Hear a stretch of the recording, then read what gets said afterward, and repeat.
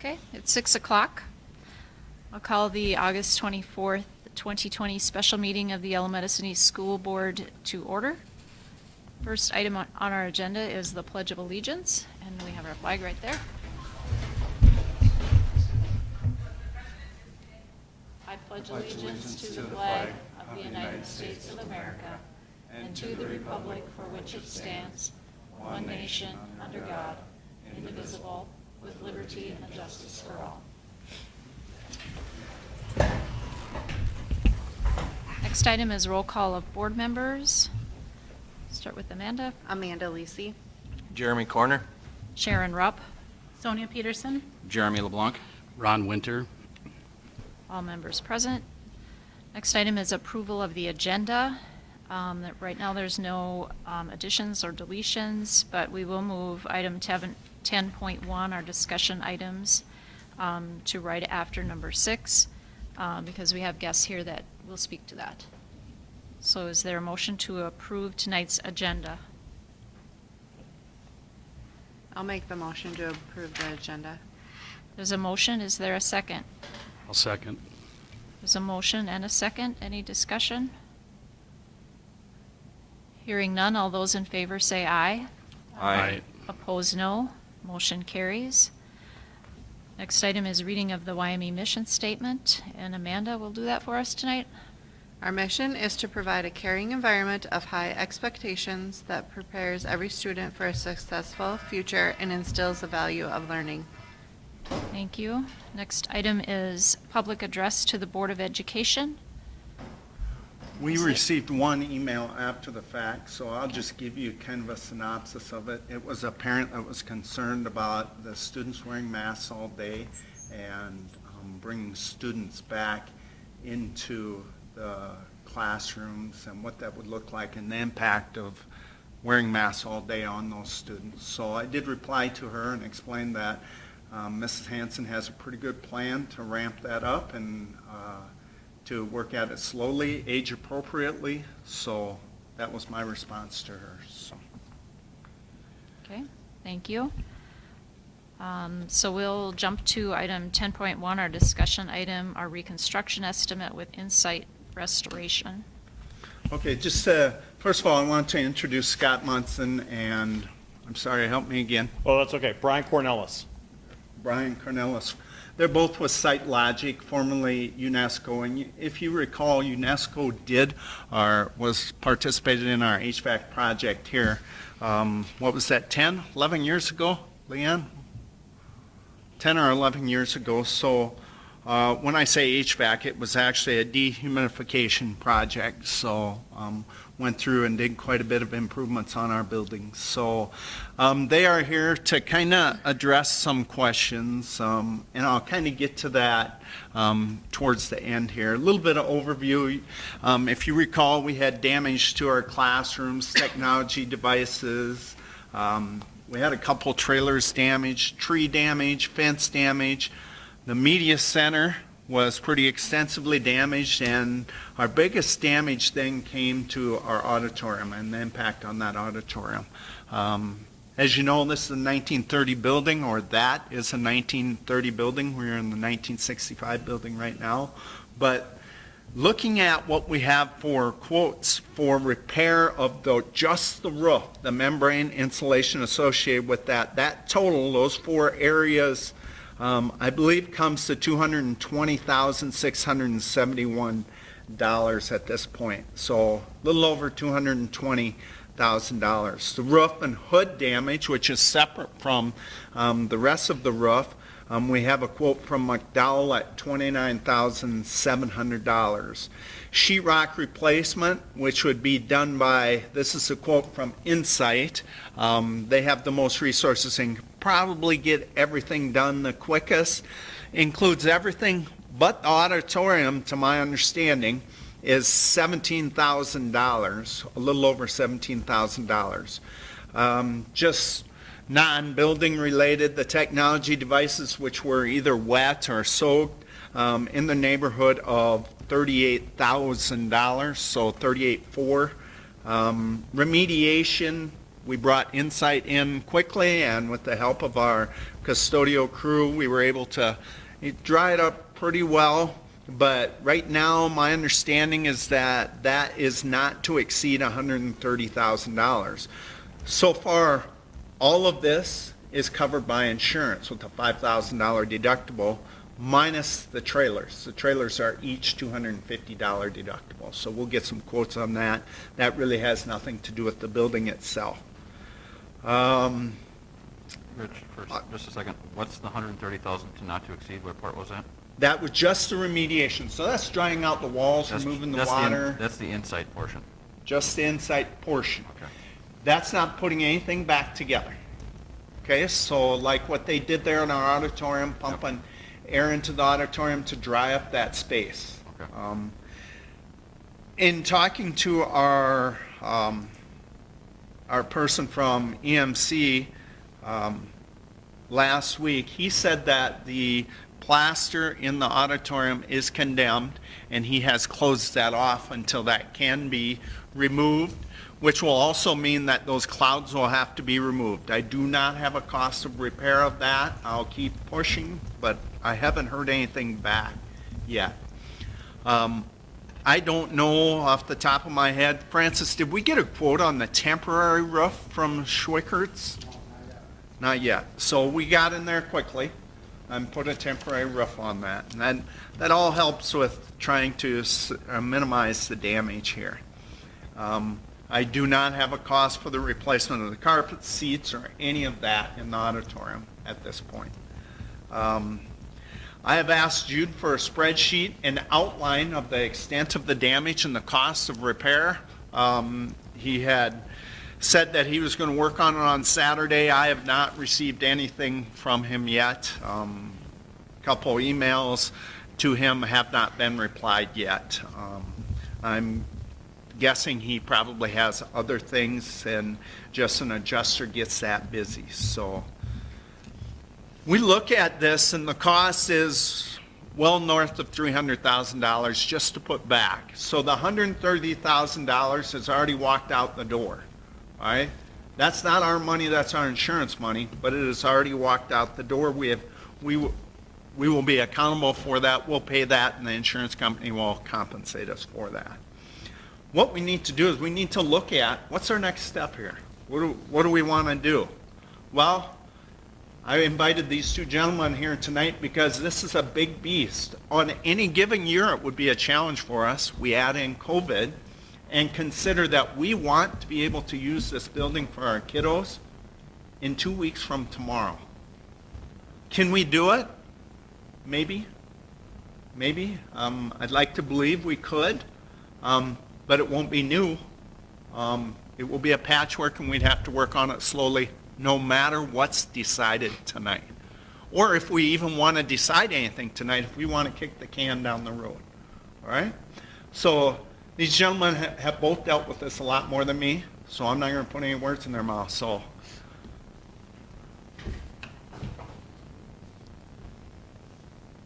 thank you for the opportunity to speak with and to all of you this evening. I'm Scott Munson, formerly the superintendent in Marshall. Some of you have very likely yelled at me either on the football field or in the gymnasium when I've been officiating. So if you recognize me, that might be one of the reasons why. But I'll say glad to be here this evening, but I wish it were under better circumstances. There's enough going on right now in school districts, and this just piles on top of it, and I realize this is a really challenging situation. So I think more than anything, Brian and I are here to listen, to try to answer questions, to maybe shed some light into various options that you might be thinking about or that someone has mentioned. We had talked right away last week, I believe, about what we might be able to do, excuse me, and then we realized we need to just throttle back and understand what you're looking for before we would bring anybody out to help you, and that's not making any assumptions. Having sat in Rich's chair for 16 years, I know that when something like this happens, it sure is nice to have somebody that you can just kind of rely on a little bit and bounce ideas off of. So that's really why Brian and I are here this evening. I'll let Brian go ahead and introduce himself. Brian's been in the industry for a long time. I think I've been in it now for what is today, probably 55 or 56 days, but I'm learning and have learned a lot for Brian. And the biggest thing that I can say is we're here to help you in whatever way you choose or allow us to do that. And one of the reasons that I chose to go to work for SiteLogic is because of the emphasis on students first. And I know that that's has to be number one priority for all of you as you think about getting students and staff back in healthy buildings and then figuring out what your long-range plans are. So we're here to help. Having said that, I'll let Brian speak a little bit and we'll try to answer some questions for you. Thanks, Scott. Good evening, everyone. My name is Brian Cornelis. I'm the director for SiteLogic. Again, truly an honor to be out here tonight. As Rich has eloquently said, yes, we were and are, past partners for Yellow Medicine, and today kind of brings us together with kind of another situation that might be helpful for us to kind of partner again. I'll spend just a couple of quick minutes kind of describe what SiteLogic really is at the end of the day, because I think it might help for the purposes of tonight. We are, at the end of the day, a program management firm. Holistically, we have completely organized our company around the K-12 market. That's what we like to do. It's what we enjoy doing the most. Much like yourselves here, it is about the kiddos at the end of the day, and uniquely that is where we go to market as well. In the upper Midwest, we've done over 100 different school districts, and that ranges from things like today to remodels to builds. It's really getting an idea of what those short-term through long-term needs are for a district and helping through that. We decided, in listening to our client partners a long time ago, that to do that, it really would be nice to have those individual pieces of individuals like architects and engineers, construction managers in-house, which kind of tends to get away from the typical construction means of where Yellow Medicine is here in the center. You're surrounded by an architect, an engineer, construction manager, mechanical, electrical, all those different contractors, and you have to manage all that process. In today's environment, such as what we're looking at today, very, very difficult. As we organized our organization around that K-12 market holistically, we put ourselves as kind of that representative for the district in the center. We report up to you. One point of contact. Really here to help augment your staff, which has done an excellent job through this. I am very, very impressed. But to get through some of these hard times.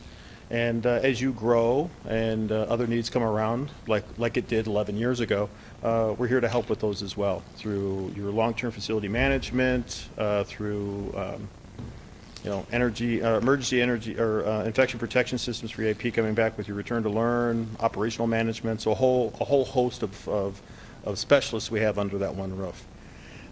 As we look at today, and maybe I'll just stop for just a quick second. Any questions? I guess that was a lot of words. I'll just maybe stop for a second. Are there any questions at all for me? As Rich and Sharon had taken us through the building, we were able to take a look at some of the pending issues around your district. And again, we're here to help with questions. Not that we are going to be able to give definitive answers at all. We've got a couple of different ideas of what could happen and what might be interesting for the district as you go to your return to learn now.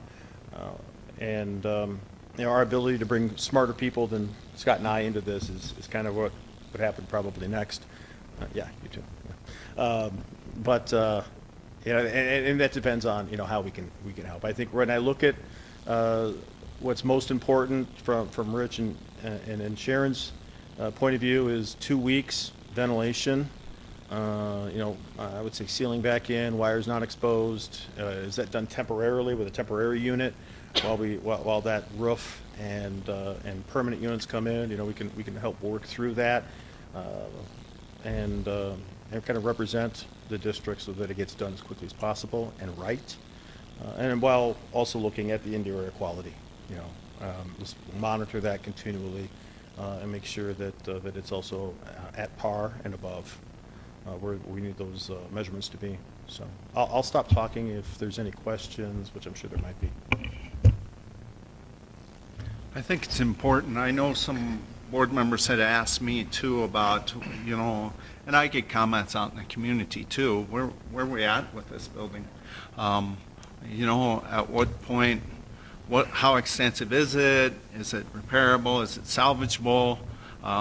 And I know maybe that's springing that on some people, but anytime you have this extensive of a damage, I believe that's something that we should always consider. I mean, it's no different than when you have an accident with your car. You do a cost-benefit analysis, and you determine, is the car salvageable? Are we okay with it? Or does it just need a touch-up, a new paint job? So we're kind of at a point where we should talk about that. We should be open and honest with each other about that. So, thoughts, directions? I agree with that, Rich. I'm getting a lot. Parents have expressed the same to me. Is the building worth fixing? Are we just putting a Band-Aid on it? So that's one of the questions I guess a lot of people are wondering too. Are we going to fix it, or And how do we what are know? other options? And how do we know that? Yeah. Yeah, how do we know that? I mean, So with that kind of directive, as we look at that, program manager, so to speak, portion of us, and that is something that our specialists can do. We have in-house architects, engineers. We can give you a cross analysis. Really, a full facility assessment is kind of what comes to mind with kind of the communication I'm having right now with you and hearing from you. And it really is doing those reviews. Take a look at the whole building, so to speak. Start, of course, with our needed areas here, and then from there we have ideation sessions, community support, all under one roof, if need be. But that is an offering as well, and a direction we can do and help support you in. Yes. Time is not in our favor. It's not. I totally agree. I mean, 2 weeks. 2 weeks. Right. and so what I guess I would urge is that let's not make too hasty a decision here. We'll have to figure out other options to keep our students safe in the meantime. That shouldn't impact our other decisions tonight either, even though we know we might have to be flexible with that. So your role would be working with the adjuster, working between the adjuster, between Rich, the school board, the architects. That would be program manager. So Sharon, And it's there's a lot of different ways we can help support the school district, and I think initially it might just be just starting that relationship again, so to speak, and then start getting some paths that make sense. Deciding what is most important to the district right now in the community. Is it to have students here in 2 weeks? That's a different path. While we do still look at possibly remodeling, it's what core areas need to be occupied, what needs to happen in those areas, i.e. ventilation, and then for like your audit, maybe we just get ventilation going in there, and because of the ceiling, we don't let anyone in there till that gets remodeled or redefined and whatnot. Our relationship with you is as such, as little or as more as you'd like us to do. Really just kind of a percent to manage is really how that works, and we'd be happy to show you what that is, open book. That's just like our other relationship in the past. But just working forward and how we can help the district. We would work, to your point, possibly to kind of represent you as a point of contact, just like those other firms like mechanicals and electricals, with the insurance company as well. But ultimately, they're your client contractually, not us. but we can work through those things and help, yes.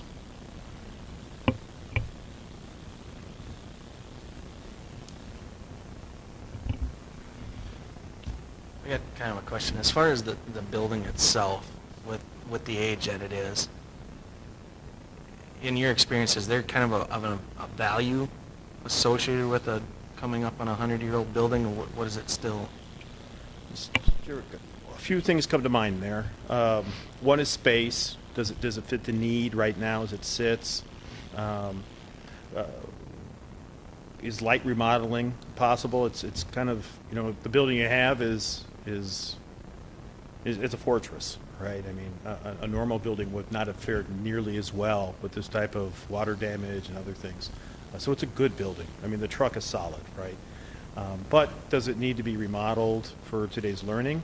To your point, I think is maybe what you're getting to. Yes, we do that all the time, and it's amazing what can happen in the current space. So we normally don't just say, hey, let's build a new building, right? Especially, we do more remodels than build buildings now. Specifically, these buildings, in the age that they were built, they're kind of life buildings, right? They weren't built in the 70s, they weren't meant for 30 or 40 years. These buildings remodel extremely well. It's a brick building, so kind of lasts forever. But it depends, again, ADA compliance, some of those things that may need to be addressed. Are those able to do in this structure? And if there's some new curriculum that the school's looking for, does it fit in that space? But we do work through those scenarios with you and give options and walkthroughs to that. It is truly amazing what you can do in a remodel system for modernized learning in an environment like you have right now. With what you've been through so far, were you able to go through any past history of previous damage that may have gone onto the building over the years? And is that taken into account?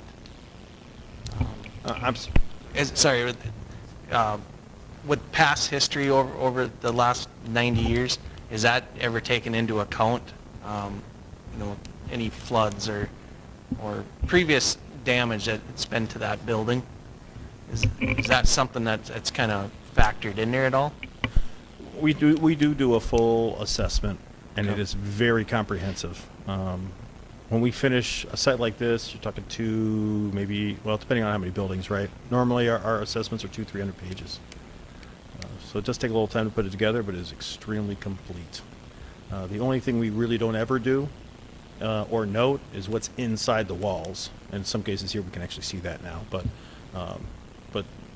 that is very correct, right? So we'll have a very good assessment of what the building structure is, outside envelope. We'll take a look at all of that. And to that point, give you a very comprehensive assessment. Us as a good partner really is to be able to come up with the right solutions that make best sense for the district at the end of the day, to help you through that, but not decide for you. Really to augment your staff and yourselves to make the best educated decision, but that does come from here, though, of course, always. And we work on that plan together, right? It's not something we just say, okay, you need to do this or this. That's not the point at all. It's working together to that common goal that will be the best solution.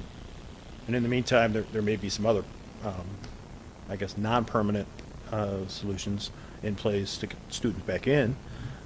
But to the outside, that long-term vision, we'd be happy to help with that as well. I got one more for you. With your past clients, have you had a lot of experience looking up kind of disaster funds or funds that might be available due to natural disasters? What kind of things are out there? Yeah, so I'm really happy you answered that question. And the truth be, if we weren't in COVID, that would be a harder question for me to answer right now. But we have found ourselves in an evolving time period. And yes, our ability to look at CARES funding, FEMA funding, we are working with the City of Jordan right now, and they just did last week a emergency declaration to move forward with some emergency infection protection measures to make use of their CARES money, which we're working with them on right now to that point. But yes, we do have specialists that work in that. We also have a company called CRG that we've also tied ourselves with. They did the Puerto Rico incidents in the past. That's probably what they're most famous for. They are a true disaster relief firm. So again, we don't specialize in that, but we've connected ourselves with a firm like that to help our client partners. So there's some other partners that we can pull from as well to be the best, get you the best solutions in that. Okay, So, thank you. not something that we thought we'd ever do all the time, but on almost every client project we're working on, we are doing some sort of emergency procurement, and we kind of find ourselves doing some, I don't know if I call disaster yet, but definitely emergency procurement. Sorry. I'm So sorry? can those funds, can they be used for also long-term, not just for emergency? That involves somebody smarter than me in the room. I would have to defer. And just because it is federal money, every state's a little different. It's usually, it's given out by the governor, then pushed back down into different, to separate counties. Counties have been broken out. So we have a couple of people that could speak to that very, very well. We'd be happy to have them come in. Both are called the Mats.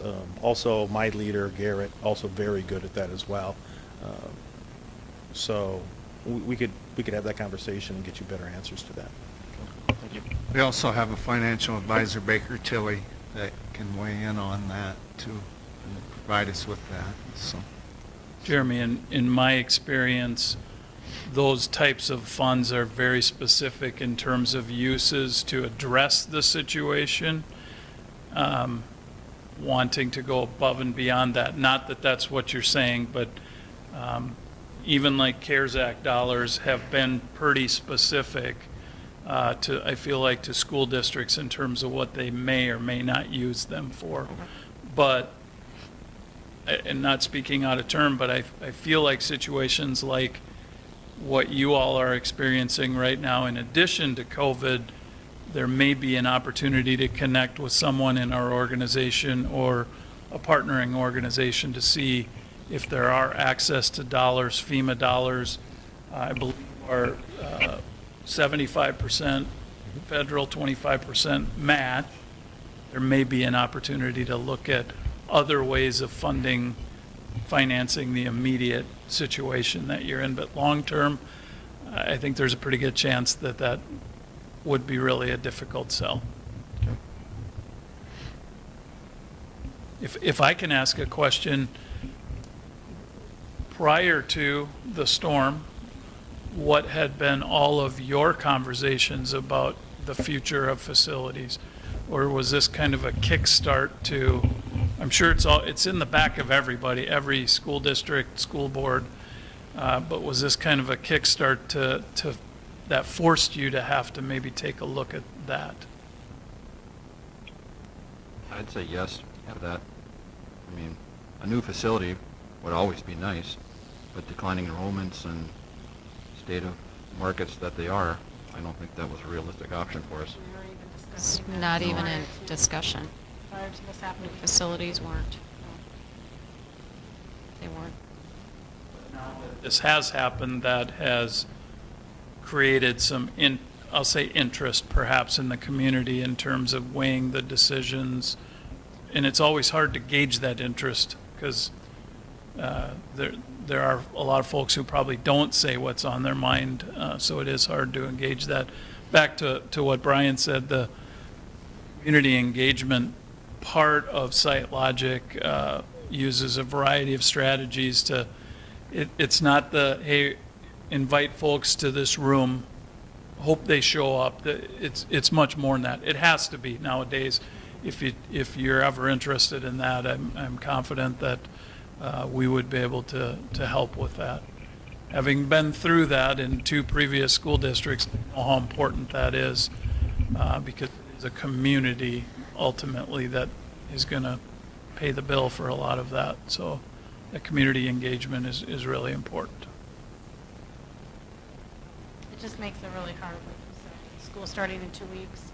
What happens to our students? I mean, you know, after having 5 months off, there's so many parents, including myself, that want those kids back in school. So to put off this even further is, it's very hard to even see that happening. I think we want them here, but we want to make sure they're safe Oh, definitely. from, Right. you know, Structural. not only COVID, but a structurally sound, mold-free building. Yeah, if I put my superintendent hat on, what you just said is what I'm thinking about. Kids from a mental health perspective, by and large, need to be back in the buildings. They want to be. But we want and need that to be safe structurally, safe environmentally. Yes. In addition to everything else that's going on, but that doesn't mean that you can't look at, I'm going to use the words patch job to get things going in that safe environment, but then what else is possible? That's what I'm hearing perhaps, but I don't want to put words in anyone's mouth either. Kind of going off of what Jeremy was saying, I think we have a responsibility as a board to do our due diligence to get as many of the numbers as we can, whether it be total loss, versus total cost of build, and present that to the community to say, okay, yes, we have a building that's coming up on 100 years old. It might still have good bones, but here's what we got for a total loss cost. Here's a potential cost of a building that might fit our needs better. By no means am I saying we need to go spend a bunch of money, just like you said, with the declining enrollment, among other things, but I really think we need to look at that and go, I don't want to just jump to a snap decision and say, okay, let's sink a bunch of money into this and temporary Band-Aid it, whatever we want to call it, only to find things that may crop up in a couple of years and kind of have little regrets, for not totally vetting it out. So, just more data. It's hard to make a decision with the very limited data that we have right now.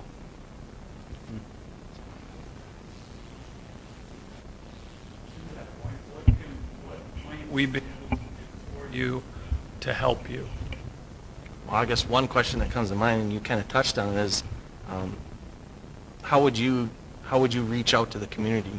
You talked about that, but what specifically does your firm do to get out to everybody, and get that feedback from them to even get her hot or cold? Are they willing to go back to the vote and put up more money as a bond referendum, or are they absolutely no way, don't even think about it, guys? That would be one big question, and then how do you go about doing that to make sure you reach out to everybody? So our community engagement specialists, we implement them for those things, Jeremy, and they're very specialized in doing that. Most of them are past educators as well, superintendents and other. And it starts on a couple of different levels. We tend to start internally first.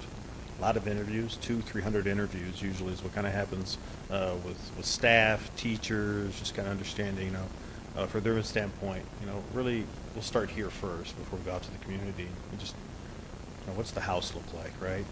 What's the environment that you spend most of your life in a week really feel like and look like, and what would you like to see happen? What ideas do you have here, and how can we help implement those? After that, and sometimes before that, I should stop and say, sometimes we send out kind of a check, to the community, just to kind of get an idea of as a community quickly, usually through mail is usually the fastest way of doing that. Just like a survey, what's the temperature for the community right now to want to do something maybe a little new. But does that kind of answer that question a little bit? And there's other things that go into that. There's town hall meetings and all sorts of other ideation. It does, but it kind of leads me to my next one, is how much time does it take to do something like that? To get that out and get I'll say solid feedback, good feedback from everyone. To where So if you're thinking about, a new building, it's usually a couple of years. Really, when you go through it, right? Anything you plan now on a fast track would be, about 9 months, really, to get there. And then plan it for the time of a referendum, right? That's usually the easiest way to do that. Yeah, I So- don't think you're saying within 9 months we would look at a referendum. It would be 9 months worth of research to decide whether we want to look at a referendum. Am I correct? It would be, 9 months in total of, pulling everything together and going to referendum, in my opinion. Okay. Yes, coming up with those, starting out from where we start from tonight to, it's vote night, normally.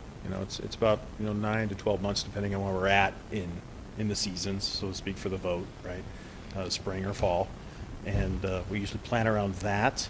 And during that time, we're doing that facility assessments, we're doing those engagements with interviews internally, externally, and putting out the solution that, we hear is what the community wants to have in place, as well as internally,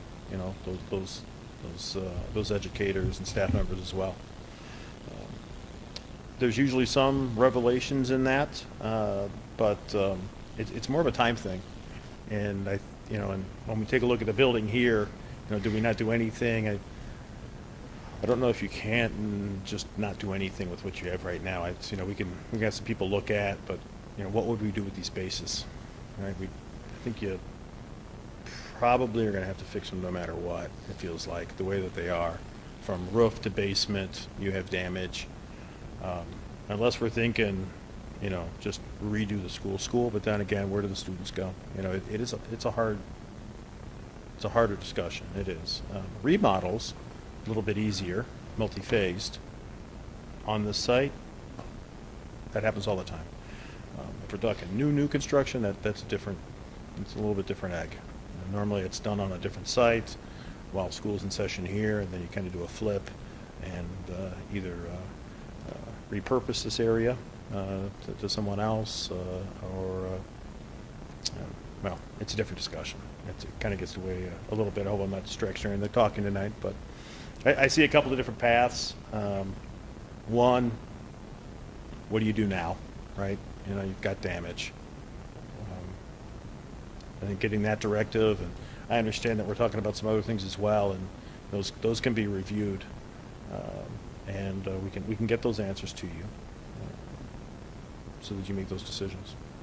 And if I can add two things to what Brian just shared, we have worked with the District of Minnesota recently where our community engagement folks, or part of that team, were in that district over a dozen times before a decision was made about what was going to happen in terms of, there were all kinds of options, community engagement, school board work sessions, like Brian said, a lot of days of interviews to try to filter everything down to, this is what we heard and this is what your community is telling you as a school board.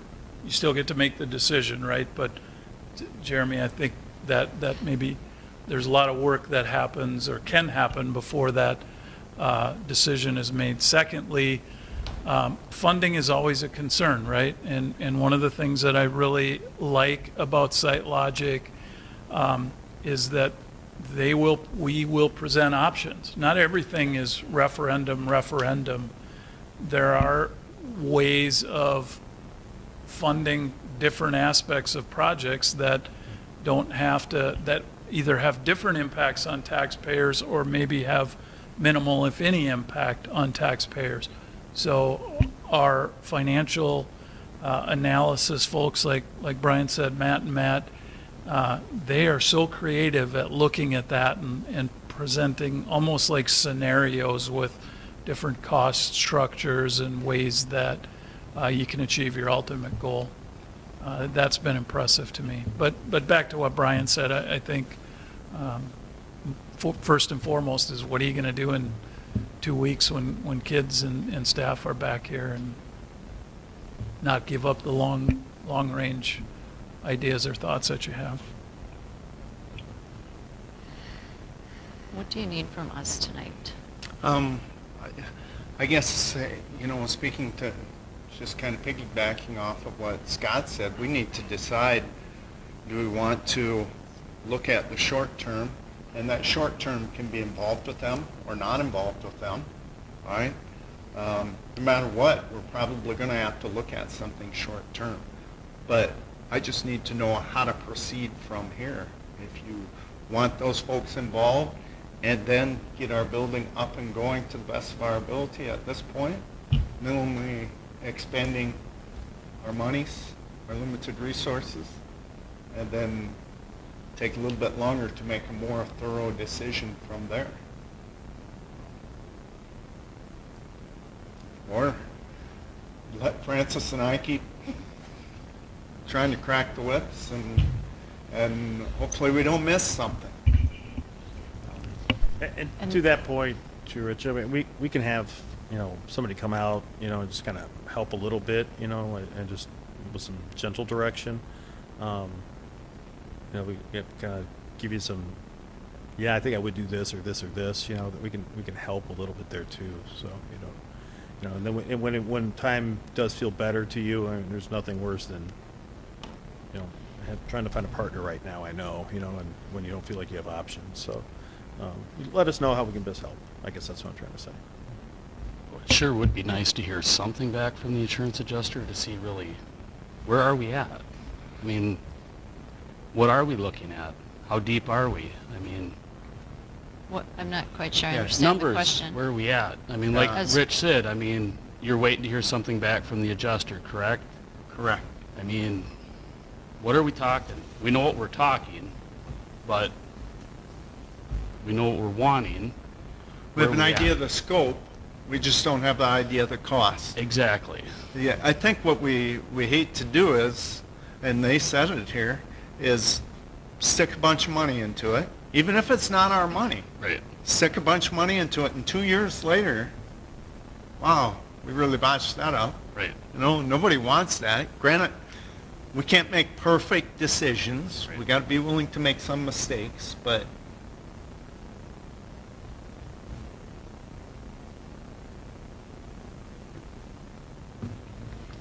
what do you Right. folks think? Where are you folks at? What can you tolerate? I gave my idea. I think, short term, we need to get these kids back in the school, but we need to look at long term. I really think, this is maybe an eye-opener for everybody saying, you know what, that school is getting old. Maybe this was, what we needed to say, let's do something different. And our enrollment is declining. Well, maybe this will help our enrollment increase too. And we're living in a free market here, education. Yeah, right. People vote with their feet, and Lakeview and McRae will now have a pretty nice facility. Right, and we're Montevideo second is making every effort. I mean, I think this was an eye-opener, something needs to be done.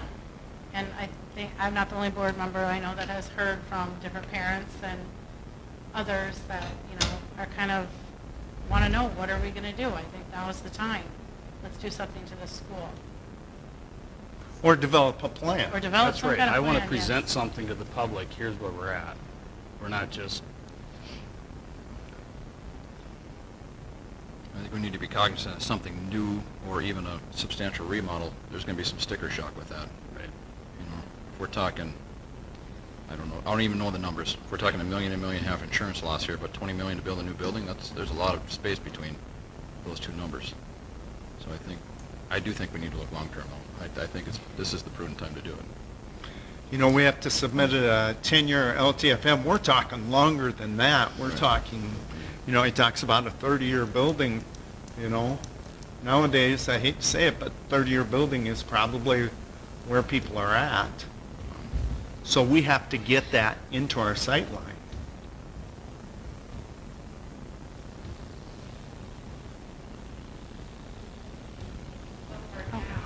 Could get the building up to a better position for our staff and students using Site Logic and our insurance, that's correct? Correct. Again, what I struggle with is when I go to EMC and say to them, we don't want to fix the roof, or whatever, we don't want to fix this part. I don't know how to broker the deal to say, you still owe us $300,000. We'll put that in the bank towards a better investment. I know $300,000 doesn't give you much in terms of a building, but it's still a start. And those are the kind of things that these gentlemen can do. And take He needs to stuff get, off of he needs to get, Francis and Rich. yeah, he needs to get school started. Yep. You know, that alone is a full-time job. This other thing is gonna be a full-time job.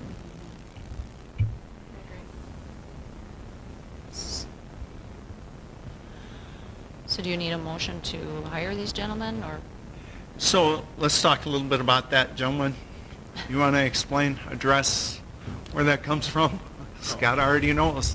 What were we, about 2 minutes into our conversation? Oh, I I didn't- asked you that, didn't I? I'm sorry, I couldn't hear. I apologize. Rich, just talking about services Oh. and fees, Brian, Gotcha. and I'll let Brian expand on this, but I get in trouble for this, so if you never see me again with a Site Logic shirt on, it happened Just say it. here. Just go ahead But and say it. Yeah. It's you- not. It's not It's okay, witchcraft. we're just being videotaped, you know? you are a partner of ours, right? Even though it was UNESCO, and we want to make sure that we take care of you. So the scope of work, whatever you want to do, is largely going to determine any fee that's involved.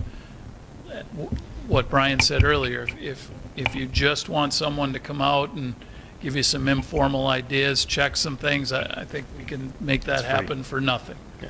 If you know, the deeper you go into the work, which there's some value in that, and I'm not selling you that, but there is value in that, from my opinion, and as a superintendent, then obviously we're investing staff resources and time and things like that. But Brian, I'll let you expand on that, but I feel like Yeah, we can sit down with you, Rich, get a sense of what you want to do and make it work for everybody. No, and you said it well, Scott. Even 50 some odd days in. I mean, so it really is. As you look at building, looking at LTF&M needs and future educational needs. Is it a remodel? Is it not a remodel? What pending events do we have right now? Kind of needs. Some of the conversations we're looking at today. There's a lot of other ones that'll probably come up. Our organization does all of those things. Just as that one point of contact for the district as we report up to them. And then we help develop that together. Those fees, usually they're somewhere between 3 and 18% on the high side, right? And it just depends on where you'd like us to help in there. True complete program manager, developer, it's open book. Our fees are, we are a for-profit company, but our fees are, because we are in-house, are usually 2 to 6% less than it would be if you went to construction on your own, because we have in-house architects and engineering firms. You're not getting multiple markups. And we can show you what that looks like and walk you through that, and so that you're very comfortable. But that will be realized, and of course it's open book pricing as well, so there's no hidden fees or anything of that nature. So I know that's not giving exactly what you're probably looking for right now, but it's kind of hard to get there yet, right? So we work on that together. And in some cases, if that outlook is, we just need this help right now, but we also need some help as we get, a year or two down the road, honestly, in some cases, we find ourselves taking some of that initial burden on ourselves to be a good life partner for you. And those fees get pulled back into the project that may happen later on, if that makes sense. And that's just how we go to market ourselves. So a little bit reimagined in that, but it does cater to the K-12 market, of course. So my thought is, and so feel free to disagree, we bring them in, have them take an overlook on this. Maybe we assemble our building and grounds committee to look at that, so we give you a couple days notice on that. Take a look at that, and then we come back in our next board meeting to decide how much further we want to go. Make sense? So in other words, we're gonna have to do a little patchwork to get this thing up and going, to get kiddos into our buildings safely. So, I just have one more question. Have you worked with any schools in our area at all recently, or? Yeah, Lac Pearl Valley is one of our current clients right now, our Okay. customers, partners. Trying to think of who else. Triton? I don't know if it's. Yeah, that's Yeah, I know. Southeast, Triton, Hayfield, Eldon, Conjure, Hopkins, Shakopee. Shakopee. More on the Okay. eastern part of the state, I would say. Thank you. I Del just had Rapids, that- South Dakota, we're currently working with them. Okay. I just had that question. And again, those, that structure of fees, they're very similar to what you already have worked with us on. We haven't changed that at all. I know it was 11 years ago, a little different, but, and we've evolved since then, and expanded our business quite a bit. But, our hope is that if you did decide to work with us again, and continue that partnership, it would be the same result, of course. Explain your idea one more time, Rich. and maybe I oversimplified it, but didn't think through it in a lot of detail, just to bring in a consultant to overlook things. We see what they say. I'm hoping that can happen here shortly.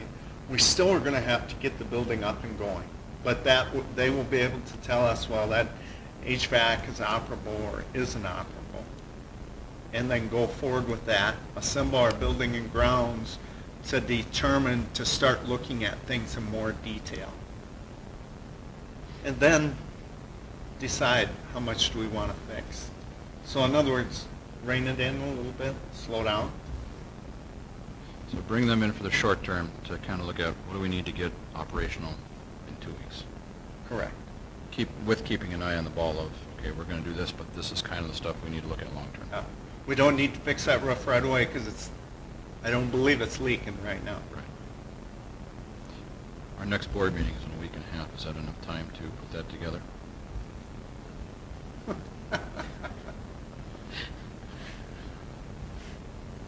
I don't know. I Gentlemen? think we'll have to do our best, right? What's that? Oh, I'm just sorry. a week and a half isn't a lot of Oh. time, but No, it's trying not. to, we have a meeting tomorrow where we'll pull our folks together and after tonight's meeting and kind of explain what was discussed and figure out a course of action based on really what you tell us. And I don't know about Brian, I didn't come here expecting you to sign or No. have a motion or anything like that. I came here to say, we're here to help if you want it. So, And maybe that's too fast too, but I still have 2 weeks from tomorrow. I gotta Still have a gotta spot for the get kiddos. Building And ready. granted, can I I want 'em come here. up with a different plan? I don't know. What letter are we on now? I don't know. We don't meet till the 14th, so that's 3 weeks. If I, Another one. Yeah, the 8th is holiday. Oh, okay, I flipped my calendar one too many. Okay. So you got another week. You got 3 weeks. 3 weeks. for 3 weeks. That's much better. You have no idea. I mean, hours help at this point. But no, not to joke too much about it. Do we have 3 weeks? Not 3 weeks to get the building up and going. No. We have 2 But weeks. I'm not saying the building and grounds people can't meet sooner than that, but we're going to have to, this week, make a decision about HVAC. That means that the building and grounds people might not make the decision about HVAC. It might be Francis and I, unfortunately. Well, to that point, it's, commercial equipment is tough, right? You don't go to Home Depot and you don't buy it. There's lead times, boilers, those type of things. Not rooftop units are a little bit quicker, of course, but normally they're 8 weeks to 12 weeks to get that stuff. I don't know what these particular units are going to be, and then a crane and all those other fun things to get them up there, right? So, short-term wise, what's most important to the district? We need to think about that first, and then react on more of the long-term needs. If you like to go there, I think is kind of the way to do that. I think it all starts with maybe just having one of our people or a couple of people come out for a day and just kind of say, okay, again, a lot smarter than Scott and I on this stuff. This is what you're dealing with, right? This is what we would suggest. give you some more information to make an educated decision. I may be wrong with temporary units even, right? But looking at it, I'm like, that seems like a really nice place to go right now, while he takes other weeks to really get maybe systems in place, checked out, tested out, all those kind of fun things, while students are in, right? So this is off-hour work and weekend work at this point. And then there's, to your point, Rich, what about the roof, right? Because that's going to have to get them free, put units up on it. And you don't want to put units on a roof that's in this kind of state. Has anyone looked at the roof structurally right now? Have you had a structural architect or engineer come out? You know, I don't know. Francis, did a structural architect look at our roof? Engineer?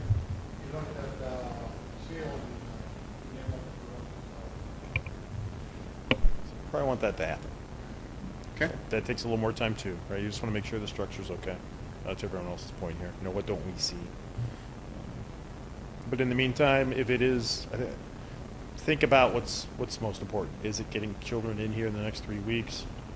Let's get ventilation. Let's make sure structurally everything's good. I think that's where I would start.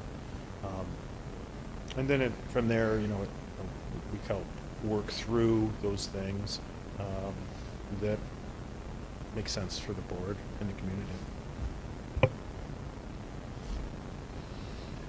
Well, I think we took the first right step, that we talked ideas. Now, obviously, we got to move towards options. Obviously, we couldn't just walk into tonight and say we're going to throw the option out. So I think working with them and talking ideas is what we need to do with our building and grounds and start trying to move forward. I mean, I think we got the ball started.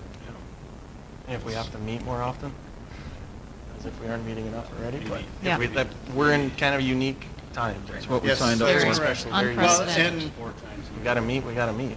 and we have to look at that. That's totally how our school will be working even under COVID too, because of how quickly we have to pivot. If you folks Yep. want to be Yep. involved in that, Saturday at 4 o'clock, I may call a 6 o'clock meeting, I know a neighboring school that did that, so it happens. Yeah. I would just say, for these guys' knowledge, kind of as an area or a district, we have a very good history or track record of being fast-tracked. So when our area kind of gets on something, it tends to go very quickly. We have had some very good partners and good resources in the past here. So when you're doing your planning and thinking, just think of YME as a fast-track, very fast-moving. If you need a crane, you'll probably get a crane within a couple hours. There's resources, and there's very generous people in this town. So, not volunteering them for anything, just saying we have a little bit of a history. So, Well, and true to that too, when we don't do the work, right? I mean, so we always look for local first, who's the best, maybe not the cheapest, right? Because we all know what happens with the cheapest. It's usually not the best, but we help manage that as best we can to the need. So, and it's nice to have extra help. And you took pictures, videos. You took pictures and videos, so you can take those back, talk about them.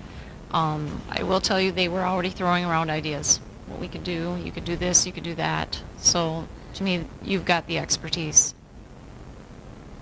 and the know-how And if we do to that, get us Dan, in school. as a member of Building and Grounds, I would love to be a part of that. I would have loved to have been a part of the walk around that we've had, just to throw ideas. I mean, that's what we're here for. like I said, we're in a unique spot here. So, Okay. Yep. take some extra time. Yeah. All right. I'll So call you just- tomorrow morning. Couple ideas, if you'd like us to come out and just take a quick look, we'd be happy to do that. Past that, of course, if the board sees interest in us kind of helping with with more of like a planning type of scenario, we can bring one of those kind of agreements to you, so you can kind of get some optics on what that would look like and put some definition into what that may look like, short term, long term, and then you can make a better decision, or I should say, a good decision. When Scott reached out to me, I thought, well, I have, as a superintendent, we get a lot of attention from these types of companies. Scott can recall that. But I thought it was a good relationship because Scott knows this community probably better than some of the other people. Not that there are other companies, but I just thought that was an advantage with going this way. Well, we have past history with them as well, correct? Even though Yes. it's different Correct. company, different name, but. Yep. As UNESCO. Yep. Yeah, our project manager, Buzz, that helped you about 11 years ago, he's very likely, if we did work together, he might still be out here again. So, I mean, he is very familiar with your site. Scott talked to him at length. So you may actually have some, what I would call maybe retreads or so of UNESCO SiteLogic people that were here before even. That's probably maybe how that would work even, just depending on timing, where they're at. Are they able to come out or not? So for the short term. But yeah, you might actually see some old new faces. So I remember the name from the school board conference that Yeah. MSBA holds, and I do have one of your Ah, pop okay. sockets on my. I thought, yeah, that name's on. Yeah, we have a lot of these too now, so. Oh, those two. Yeah. Some superintendents would just assign their high school principal to take care of all of these types of projects, but, yeah. Well, thank you, gentlemen, for coming. Thank you. Very insightful. Yeah. Our pleasure. Good information. All right. Thank you.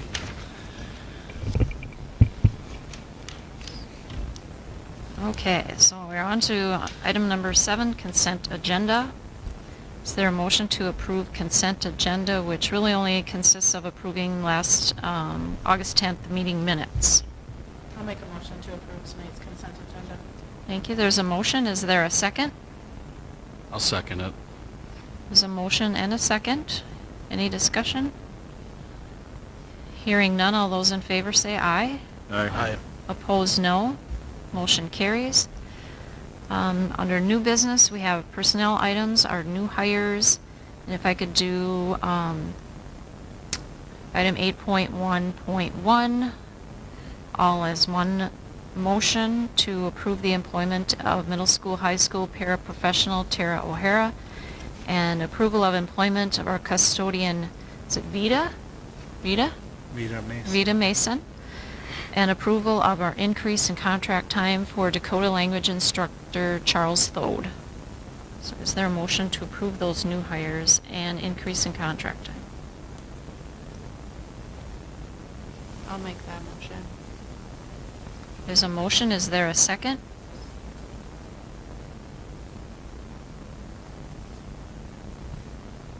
I'll second.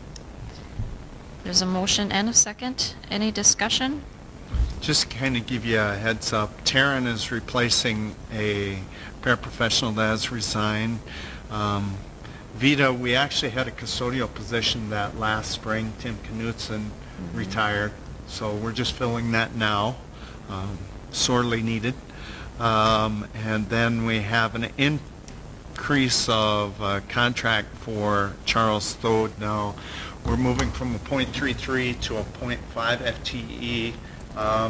Upper Sioux community and our grant will cover that. In the past, Dakota language and some of Berta and Adam's time has been paid for by the Upper Sioux. In a conversation with Kevin Jensfold, he has approved that they will pay for that increase. But in the past, we actually haven't had to charge them as much because we've been able to move around some dollars within the Indian Education Grant. But just recommending that you approve all 3 of those.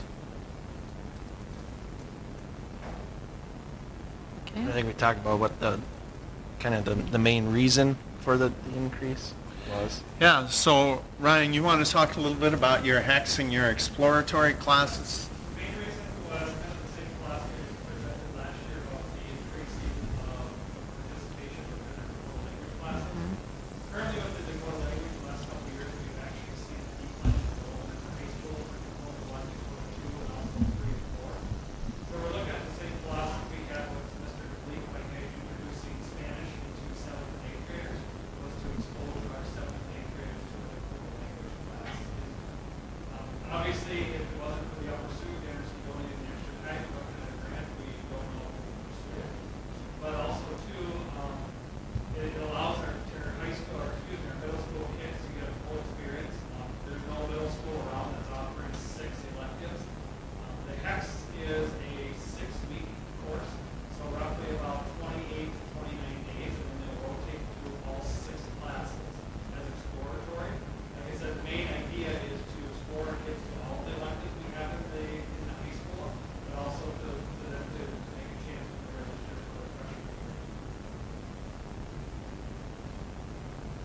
So this will be a requirement now.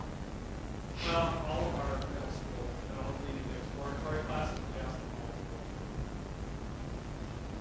So what are the 6? Spanish? We have Spanish, Dakota, industrial tech, ag, art, and the last one is we have a spot in for STEAM. Mr. Herman will be doing kind of a pre-physics, will it be embedded math, will it be looking at building things, hands-on projects, for the elementary school. So those are the 6 classes. Have those always been the 6, or is there changes? We kind of, really how middle school scheduling looks is kind of whatever we have left over from high school is kind of what goes into it. We've had a variety of different options into it the last couple of years. We have Kai Ferguson, obviously fact is part of that in there. Your traditional 4 are ag, industrial, tech, math, art. And then we kind of, within the last year, added Spanish into that. And then with the Dakota language, that is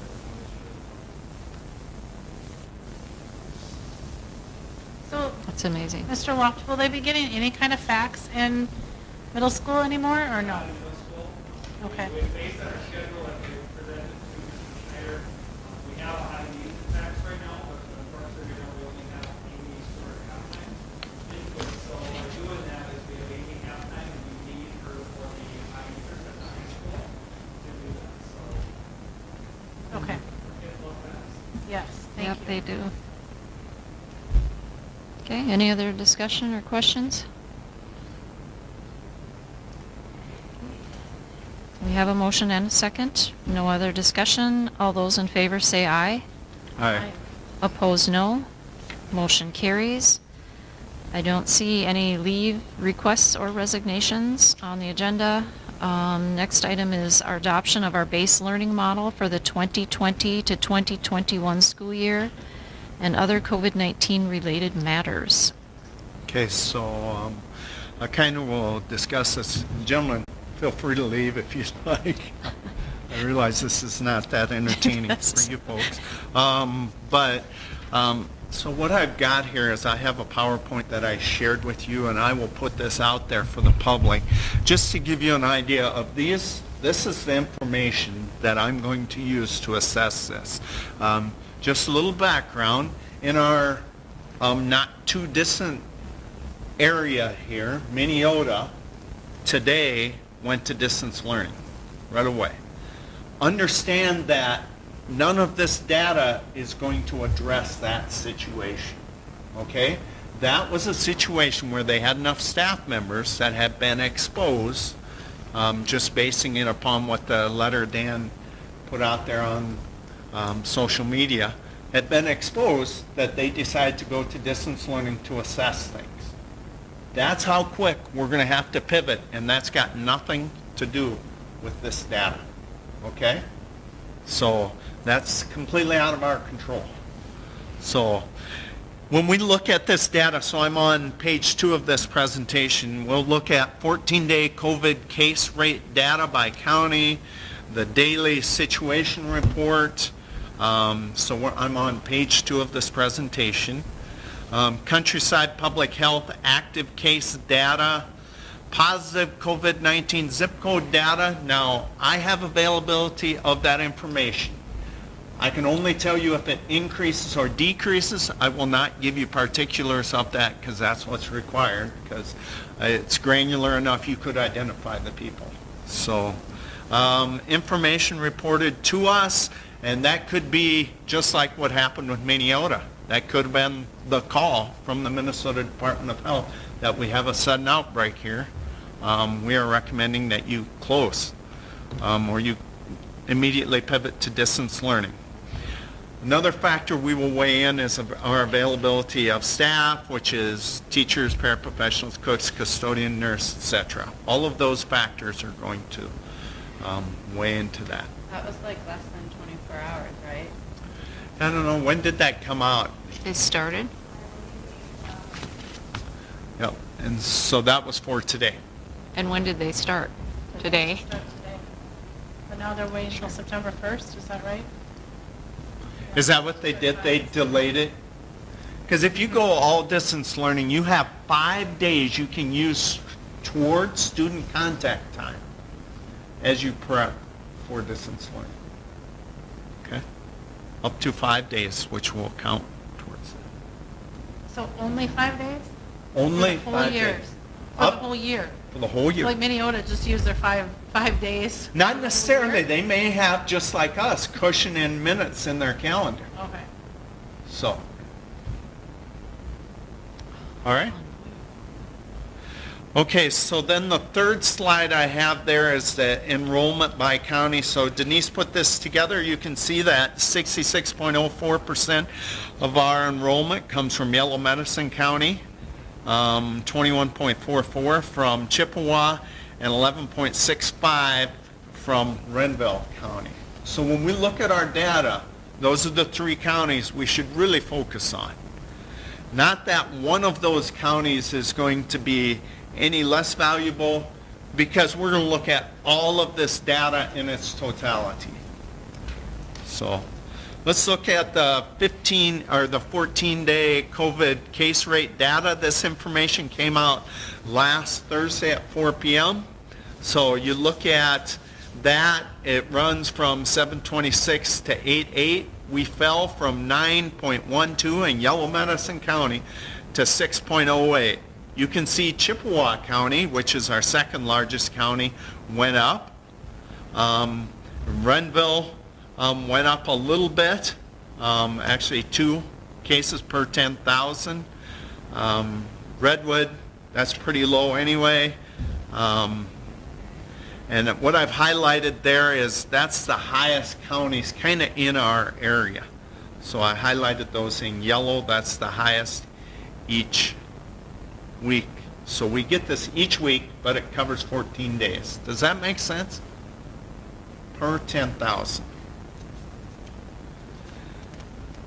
Okay, the next one is Minnesota Department of Health Daily Situation Report. So when I shared this with you over the weekend, I had Friday's data on there. This morning, I quickly jumped in there after 11 o'clock today, so it says County 821, it should say County 824. So as of 824 today, Yellow Medicine County had 5 new cases today. Over the weekend, we had 1 death. So we were sitting at 0 on Friday, but that went up. Chippewa County, no new cases today. Renville County, no new cases. Over the weekend, both of those actually went up a little bit. So there's your daily situation report. Countryside Public Health active case data. Really, what that does is that tells us case totals by county. So if you click on that link, there's a total dashboard there you can look at. All of that's pretty valuable to us. But it tells you case totals by county, so you can compare a number of different counties in Countryside Public Health umbrella or catchment area. You can look at daily case totals by county, active cases by county. That's really important to me. I like to see that. I'll look at that data also. Percentage of positive COVID-19 by age group and percentage of positive COVID-19 by source of exposure. Questions about that? All pretty good information for us to look at. Then the next slide is positive COVID-19 case count by zip code. So this is where it's breaking down enough that we can tell somewhat. So I've got some unknown there. Anything 6 or less, they're not going to report out to even me. So I can't even tell you that. Cases, you mean? 6 or less? Yeah. Cases, is that what you mean by 6 Yep. or less? Case count by zip code.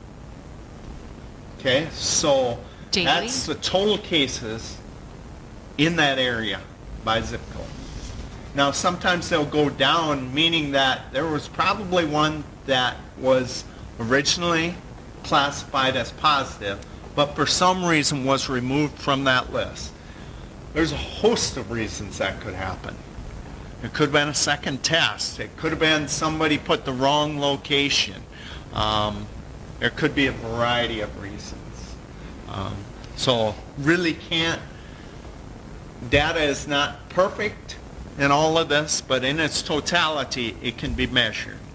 So if you look, Montevideo continues to be on the increase. Clarkfield has continued to increase over those 3 dates. That doesn't mean that it won't be rectified eventually and corrected in the next week's update. Okay?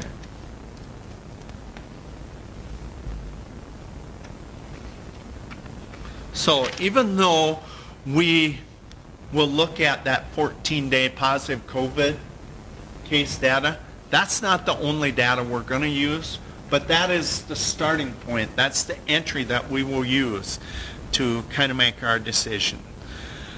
A little bit of information that I want you to understand. Contact tracing may lead to information not available to the public. We may have information that we can use to make our decision, but won't be available to the public. In fact, you folks might not even have access to that. School district, though, if there were a positive case in our school district, we would conduct, our school nurse would conduct the contact tracing. That's a challenge for us, but that's the way the system is designed. We will do everything within our power to make sure we preserve HIPAA in all cases. So there may be a positive case in a third grade classroom, but in order to preserve the anonymity of that person, we might have to make different choices. It's not perfect. I just can't stress that enough. I'll use every bit of information I have. The regional support team will be available to me to provide support. That will include MDH employees, Countryside Public Health, etc. The Minnesota Department of Education and the state of Minnesota, all of those have representatives on that regional support team. I did have our first meeting with them. We will not have true access to all of those individuals until after September 8th. So I'm going to have to reach out to these people individually. I will tell you, Countryside Public Health is giving us individual attention and has direct access to that data. So, and there's no reason I can't reach out specifically to the Department of Health. One thing we need to keep in mind, and I emphasize this with our incident command team, is that we need to consider the impact of our decision on our staffing levels. We do know what our availability of substitutes are. We're still continuing to gather that. We feel confident we can get some coverage, and or if need be, we can put someone in that classroom so that we can have a teacher or education can continue.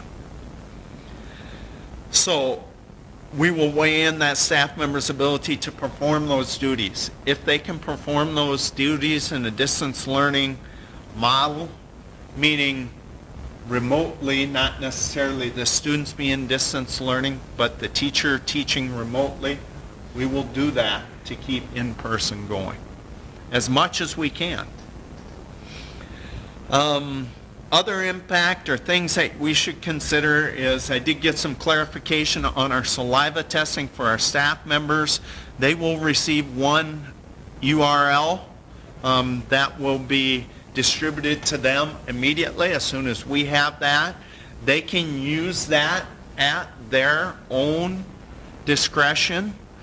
It is not meant for the school district to force that on staff members or tell staff members you should do that before you come back. That's not the goal of that. It is recommended that kits are accessed when a person is symptomatic or 5 to 7 days after a known exposure. Staff will decide when to enter this code into the testing portal and receive directions and information on receiving the overnight saliva test kit. We have no control of that. So with all of that information, and considering that our 14-day case count has declined, originally we had talked about going in person for our K through 5 and hybrid for our 6 through 12. I am now recommending that we go in person K through 12 because we are at 6.08. That doesn't mean that we can't pivot or we won't have to pivot. It just means that is my recommendation for establishing that as our base model. Questions for me? Do we have room in the school with, because at one point it was going to be hybrid 10 through 12. Do we have room in the school if we bring that 10 through 12 back in person? We do. Part of the reason we have room is because in person, we don't have to preserve 6-foot spacing at all times. Where It's hybrid we will. recommended. Okay?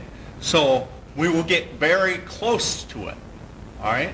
Now there's some activities or some courses such as music. They have to do some extra things to help us with that. Bell covers, slitted masks, etc. to be able to have those courses. We were originally going to use the auditorium for our music classes in the high school here. Obviously that's not available. We reached out to Granite Falls Lutheran Church. Now that is no longer available. In-person allows us to still conduct that. When we shift to a hybrid, we may have to move because the recommendations right now, MDE has not given us definitive recommendations for music. They're still working on those. We may have to move those classes outside. A great example, our band might have to rehearse out there in the grandstands for the 30 minutes that they get. We're going to have to be creative to make that happen. Might have to go to utilizing ensembles only for music. So the students, an ensemble may be a small group and they'll meet that period and the rest of the students are in another location. So.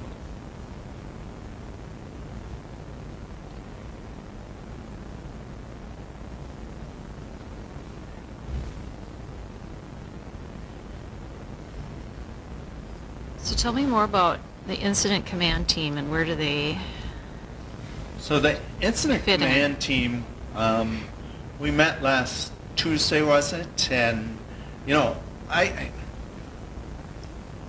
those people that were here, maybe it's best if you folks address it. So it's not me. It doesn't look as if I'm steering the ship. Well, Countryside Public Health was here as well. Okay. And so she gave some input. Like she mentioned McCray School. Well, they started last week. I do believe last Tuesday when she was here, it was McCray's first day. But she heard good feedback. I think they're all in person there. And she had heard good feedback for the first day. There were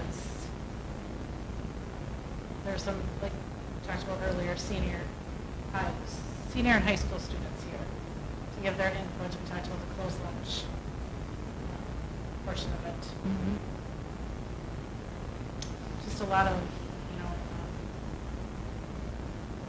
what people thought, like what they recommended as parents here, and I could ask questions. We talked a lot about where this data comes from and how we think we should use it to determine not only what model we pick, but how do we use it to pivot, or kind of an idea of what we're going to think about when we start pivoting, or what we need to think about. So, and some of that was, do we base it on trends? Well, I think we can base it on trends unless we have a drastic change, correct? is kind of what we talked about as far as how we would look at the data to pivot. And I think I pushed the group for, I want a flat out recommendation of what does this group think we should do. So, and at that time, based on the data we had available to us last week, that was in person, everybody. But it changes week by week. This week, yeah, it's Right. the 6.09, but what's this Thursday's numbers going to show? And I'm just. Next Thursday's numbers going to show. Is it going to go up? Is it? It's so I mean, hard. you're looking at the COVID dashboard just from public health there, and you can count how many cases we've got since, what, the 13th is going to be, between the 13th and the 27th? That's our 14, we're at 16 cases as of today. Well, our 1 per 10,000, we're under 10,000 in Yellowknife County, right? So we're going to be over 16, if I read that right. Is that correct? Yeah. Just got 5 today. It's hard to extrapolate the two together because MDH, if you watch MDH's numbers, sometimes they go down for the same reasons that even our local data is off. But you're right. Yeah. So- Simple math tells us it's going to go up. It's going to be higher than 16, right? Because we have less than 10,000 people, so each positive case is probably like a 1.2 in the 1 per 10,000, right? Well, really 1 point close to something. 10,000. 1 point so it's- something. Yeah, just barely over. Okay. But you look at Montevideo, they're going to be down looking at that. Or I should say Montevideo, Chippewa County. Yep. So how do we weigh those three counties' datas together to determine what we're going to do? I And think- you look at zip code data. Zip code data is the zip code, and it's really got nothing to do with the county. So it's not necessarily apples to apples either, even many though zip that's not codes what do you we have? mentioned Right. there. That had nothing to do with I mean, how many zip codes do we have in our school district? A lot. A lot. But I mean. Denise, I think, figured that out. How many? Did you figure out how many zip codes we had? I'm sure there's many.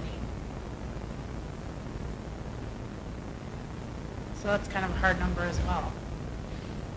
We did not set a date to meet again, so I don't know what we will do. Well, that's kind of part of my question is, so you call those meetings, Rich, those incident commands? Yes, Whenever you but- need, I think we can Discussion. set a rhythm here if we want.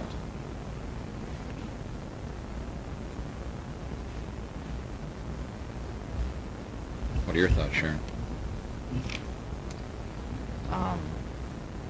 I've seen it both ways. You know, call it when you need it, or, you know, But every, as far as starting the school year, you mean, is that what you want to know, or? No, I guess as Incident far as command. how often that committee should meet, or that meeting, the group should meet.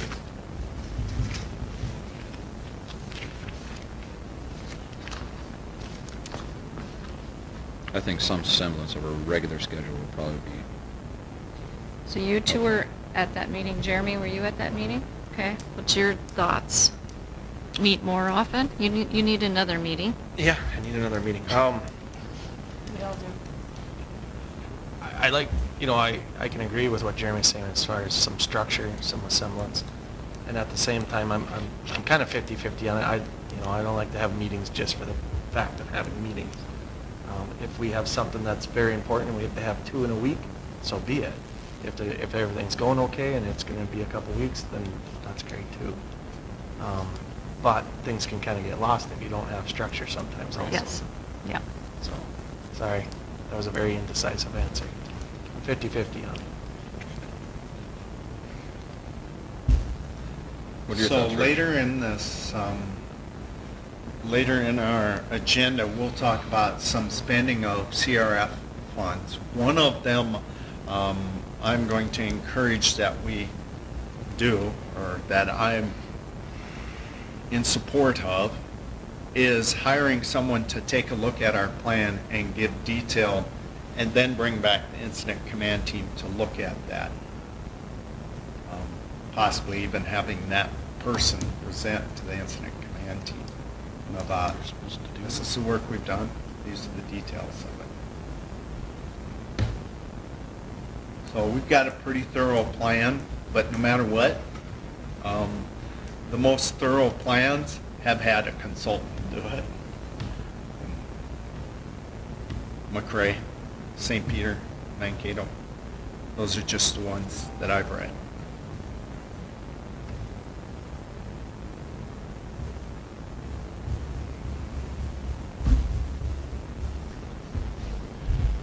Well, knowing how fluid the So- situation is, I don't think we should wait 5, 6 weeks to have another meeting, but I don't think we need to have one every week either, unless needed. Is that a fair statement? Yeah. So schedule them for every couple weeks, but then you can always cancel it, can always meet sooner.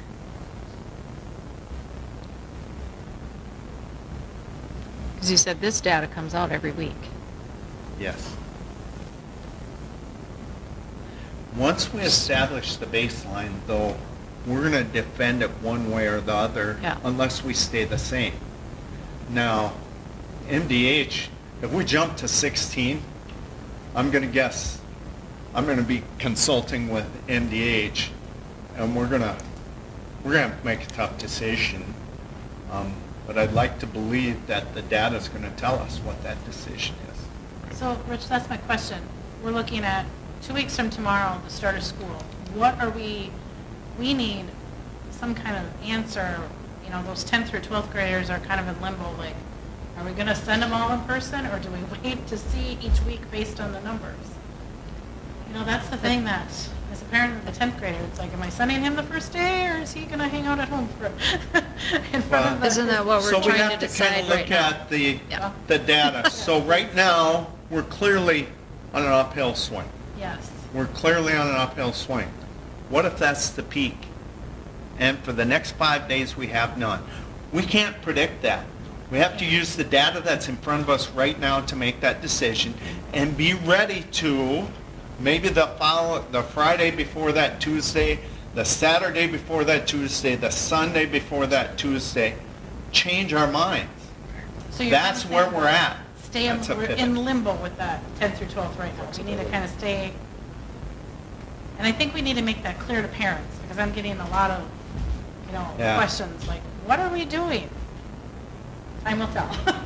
Yeah. And So- I think that unfortunately, because of what happened at Minneota, maybe people realize, okay, less than 24 hours before school's supposed to start, we might have to change our plans. Yeah. You know, locally, that happened locally, so maybe parents will start to realize, hey, I better have a plan B.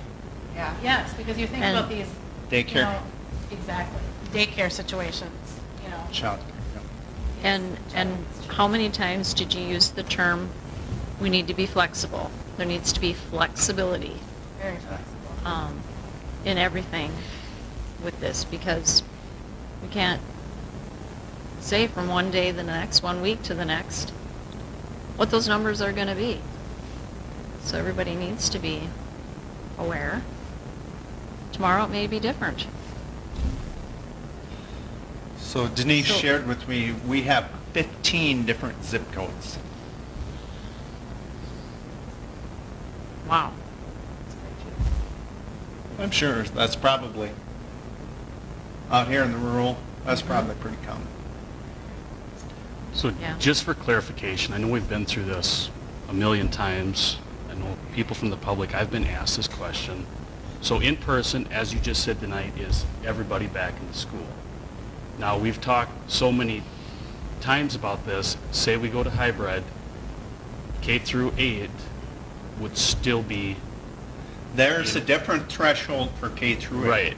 Just to clarify this, because I've heard so many different ways and people have asked the question. So once we go to hybrid, 9 through 12 would be A-B schedule, is how That's we 10 have through this. 12. Wasn't it 10 through 12? 9 9 through through 12. 12? Just for clarification, High school. because I'm not gonna lie, I had myself twisted up with this for a little bit, that in-person is fully in-person then. Hybrid would still basically be in-person, K through 8, and 9 through 12 would be the A-B schedule. That's correct. So Okay. we're going A-B with the high school to give us Yep. room to keep the Yep. 6 through 8 Yep. here in this building. Yep. K through 5 has enough room You have over enough there room. with our modification. And I think there might have been, information might have got flip-flopped a little bit, that basically even if we were in person, that our 9 through 12 might still run on that AB schedule. So that's what I want to clarify here, that in-person is in-person, 5 days a week. 5 days a week. Okay, perfect. According to the calendar. Right.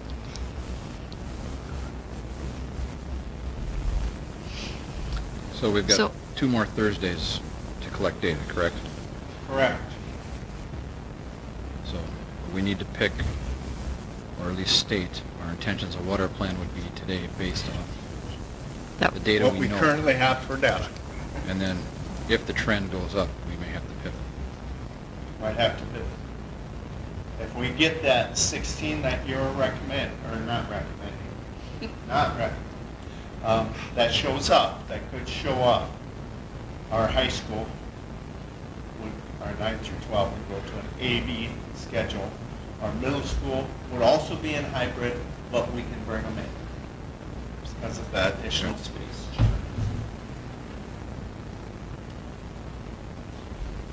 So we're looking for a resolution tonight? So tonight, we need to adopt a base learning model for the 2020 to 2021 school year.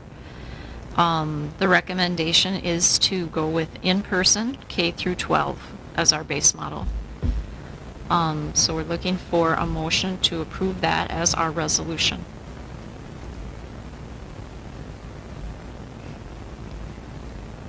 Is there a motion?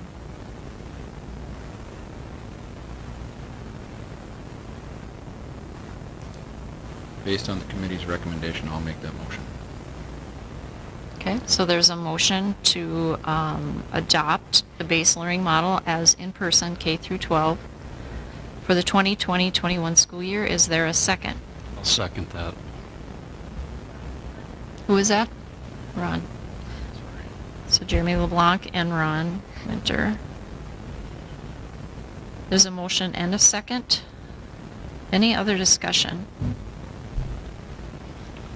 Just to be clear, the model does not include the plan, right? The plan is separate from the model. Correct. The Okay. plan is the overview. Of how we're bringing it back. Okay, so at what point do we still discuss or talk about the plan? We approved that at our last. The last meeting. Okay. Yeah. So that is not part of the base model. Correct. Okay.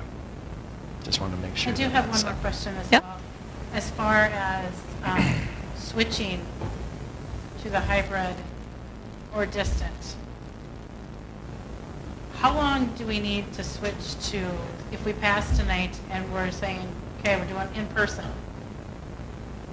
how long do we need before, like you said, the numbers, if they're like 16 on Thursday, wait a minute, we better not do this, and then we're deciding to do Well, a hybrid for the 19th. you folks have to decide. Do you want to have a board meeting every time we No. need to?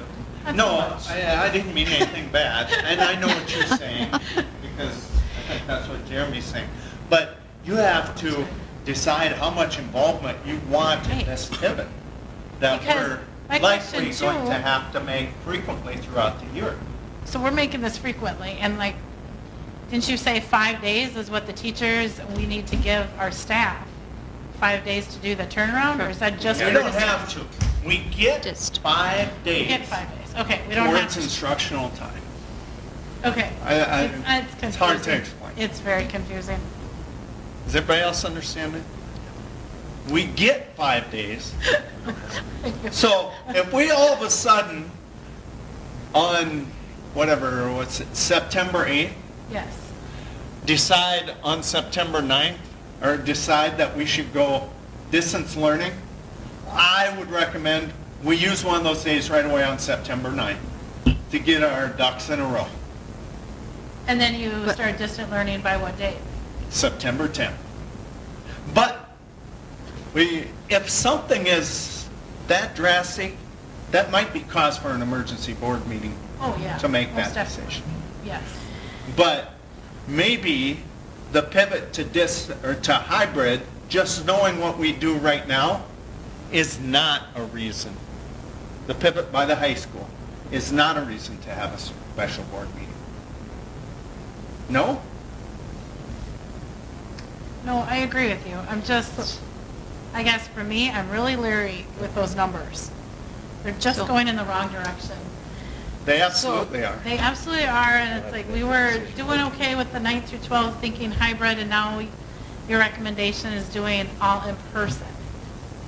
We were close, remember last week we were Yep. below it too, and We were I below said it. that that was likely. So that's why I erred on that. And You know, write that's, things in pencil, I guess. We have to be flexible. yes. Yeah. What were you going to say? Exactly. Jim? No, just what you just said. I mean, it's fluid. It changes week to week. So. Yes, we could say right now, okay, 9th through 12th, you're going in person. By September 6th, you might be doing hybrid. I mean, really. They have to be realistically, flexible. This is what we, yes. Yeah. Yeah. I I would feel like- really like to get the kiddos in here for a couple days so we Yes. can get them squared away on what this is going to look like if we go to distance learning. That I But understand. not at the expense of risking student safety or our staff safety. I just feel like I'm hearing it from a lot of parents. It's just not clear to parents. It's not clear to us. I mean, No. it's so And- confusing to us that parents are just as confused.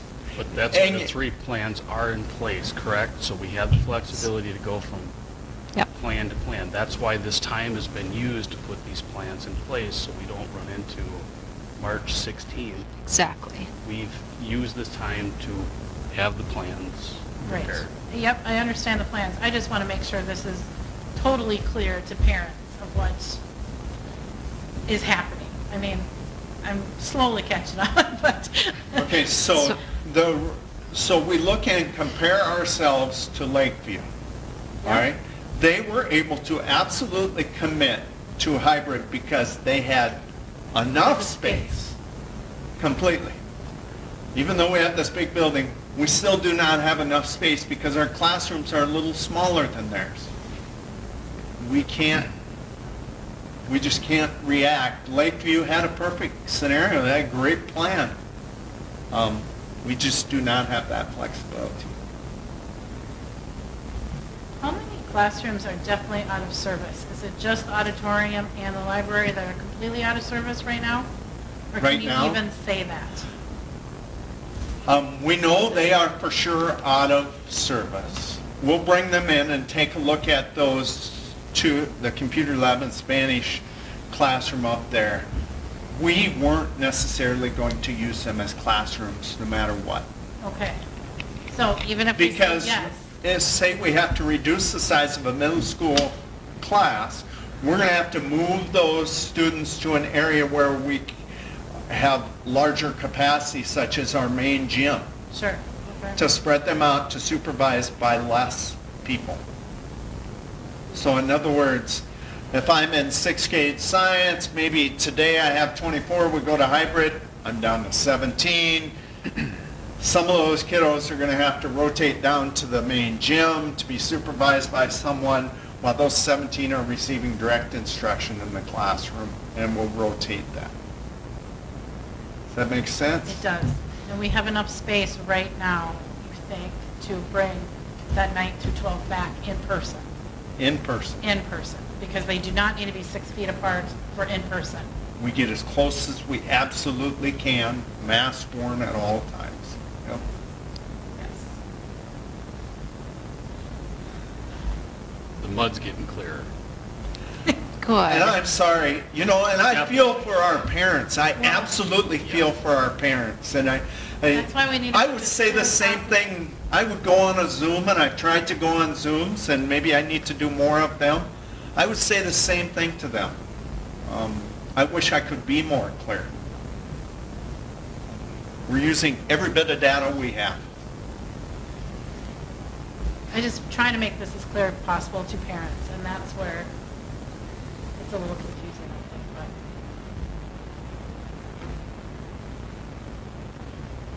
but. Well, if we make this, if we pass this resolution tonight and our numbers go up on the 27th, we still have numbers coming to us on September 3rd that'll either confirm that upward trend, or maybe it's back down to under 10 on September 3rd, and that helps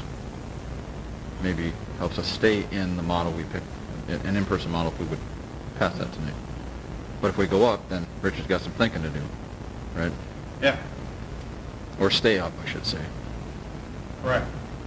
We should be able to see Mhm. some behind-the-scenes data showing us whether that 14-day is going to continue to climb. Right. Even if it's anecdotal from Countryside Public Health or MDH.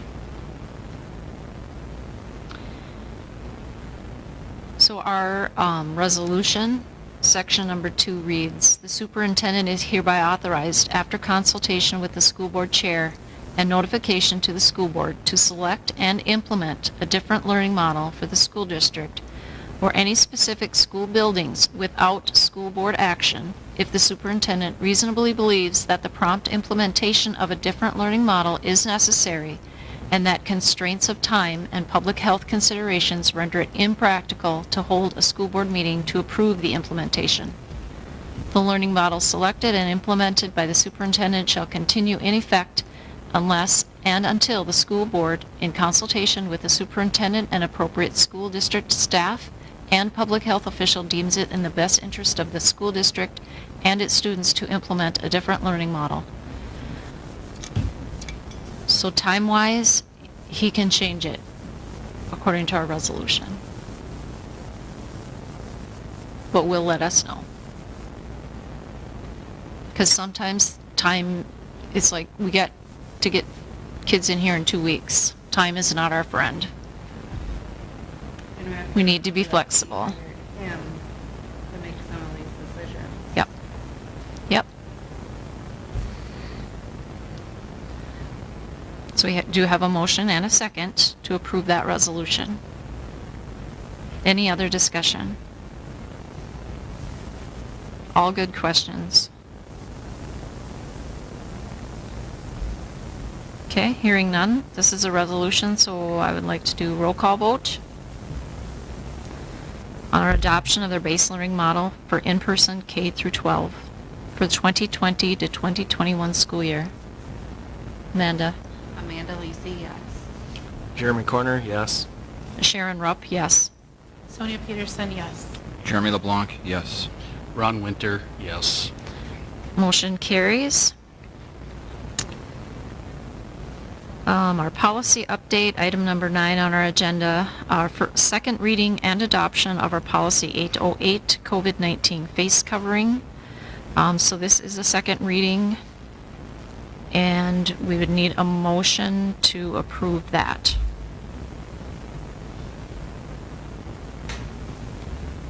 I'll make a motion to approve that reading.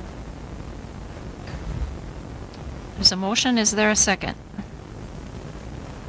I'll second. There's a motion and a second. Any discussion on that? Any other discussion on face covering policy?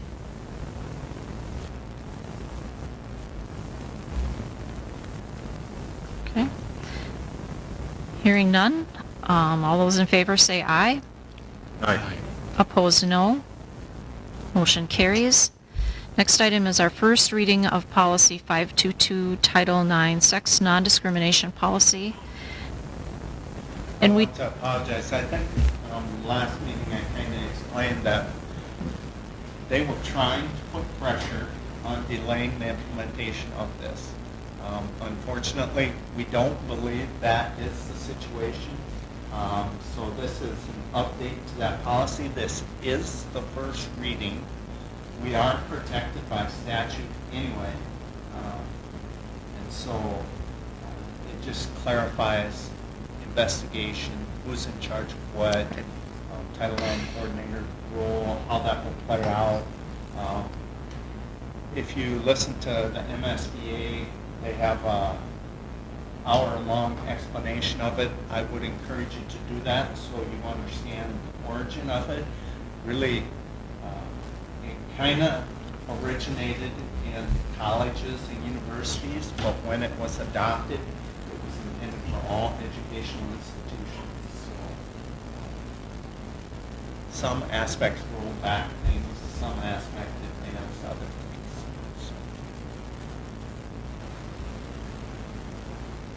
First reading. yeah, so we currently do have a Policy 522 But this really clarifies and gets down into the details about who does what and when. Is that Correct. kind of what I understood? Yes. And when you said they are trying to delay it, who is they? The Minnesota Department of Education and the lobbying groups associated with that. So every state is kind of, because this is coming from the United States Department of Education. That's Okay. where the big push is coming from. So when we say, I don't think people are opposed to it. It's just, right now we have the extra burden of additional training, additional designation for people in each of those roles. It's going to be a challenge for us to adequately and fully implement it, but it's on our lap now. We don't have a choice unless they back off.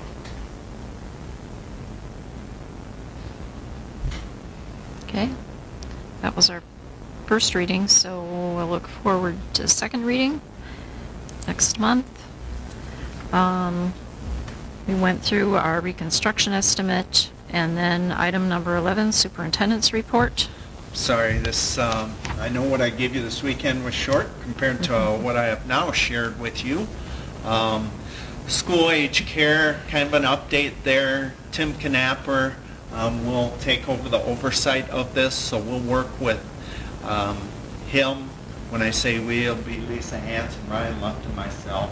Part of this will involve identifying a paraprofessional or two to oversee this program and to make sure that those students are supervised.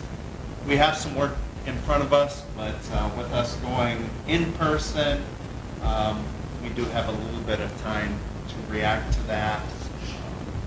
We'll get going on it right away this week. IEA contract. So this is the contract that I talked about to take a look at our plan. I would like to go forward with this. I would use some money from CRF funding, which is a later item here, to pay for this. It gives us a lot more detailed look into our plan, catches some of the gaps we have in our current plan. All right? What gaps are you looking? I mean, what are they What's going to? that? They're going to review it for environmental reasons. All reasons. So they'll take a look at our sanitation plan, our building plan. They'll look at what's the standard for HVAC, and they'll tell us what to adjust our HVAC to. Okay. Because that's what they do. Good example might be cleaning a classroom. Should we use Dawn soap for washing or cleaning the classroom? Maybe not. Maybe we have a better option than that. They'll take a look at that, put it into a form that's usable by our parents. They're going to take what we have Okay. and run with it, but find what are the gaps, because they've done so many of them.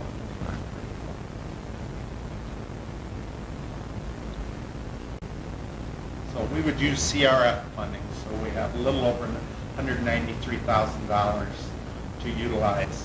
So Stacy Hinn's job description. So after our last board meeting and some conversations with parents and teachers, just wanted a little clarification for what her job duties will be. She is not going to be the face of distance learning for each student. The teachers, the classroom teachers are going to provide that instruction. She'll help that teacher establish a connection with that student and what's best practice to support the teacher in that. The reason I thought that was important is because she would have to know 13 plus grades worth of curriculum and techniques to know what that would look like. And so that's my vision. So that's how that link there with her job description is built. So does that clarify some questions that we had maybe after our last board meeting? So supporting the students in an indirect way by supporting the teachers. Correct. Yep. So the classroom teachers the big challenge in front of them is they're going to have to be able to teach the kids in distance learning and the kids in their classroom. She will help them with that technology Correct. to accomplish both.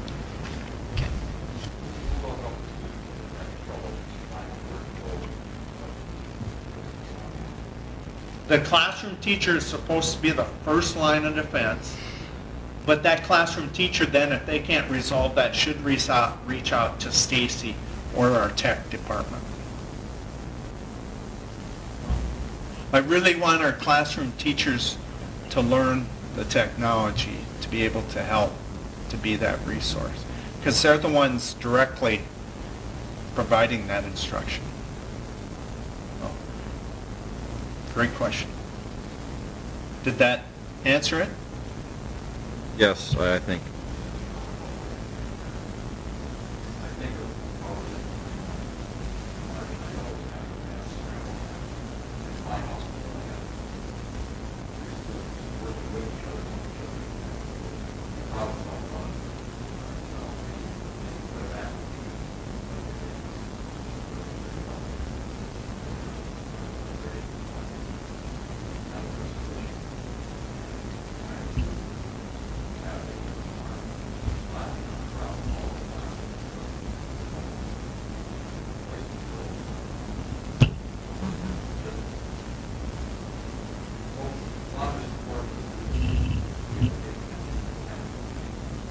Yeah.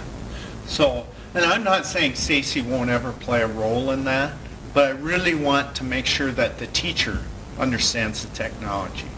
To me, that's how we know that the teacher is really giving strong consideration for the best way of teaching this, using what we have for tools.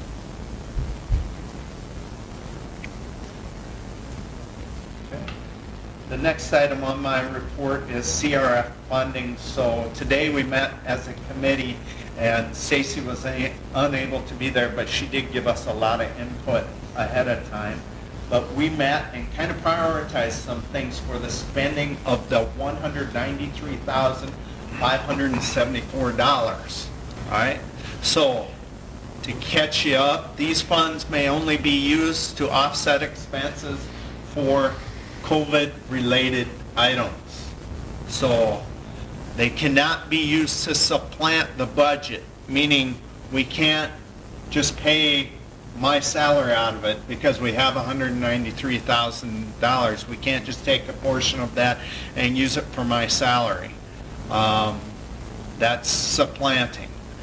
They cannot be used to fill lost revenue or reimburse through, that would be reimbursed through other federal programs. They must be expended by December 30th. I thought the 31st. December 30th.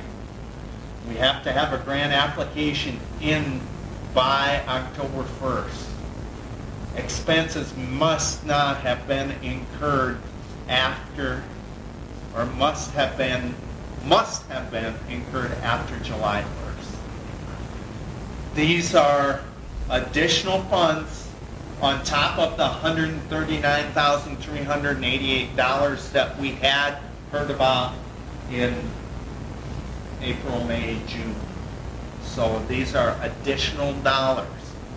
They can be used for operational expenses to include daily cleaning, disinfecting supplies, screening supplies, PPE, increased costs associated with transporting students, supporting student, family, and educator needs where we prioritize equity.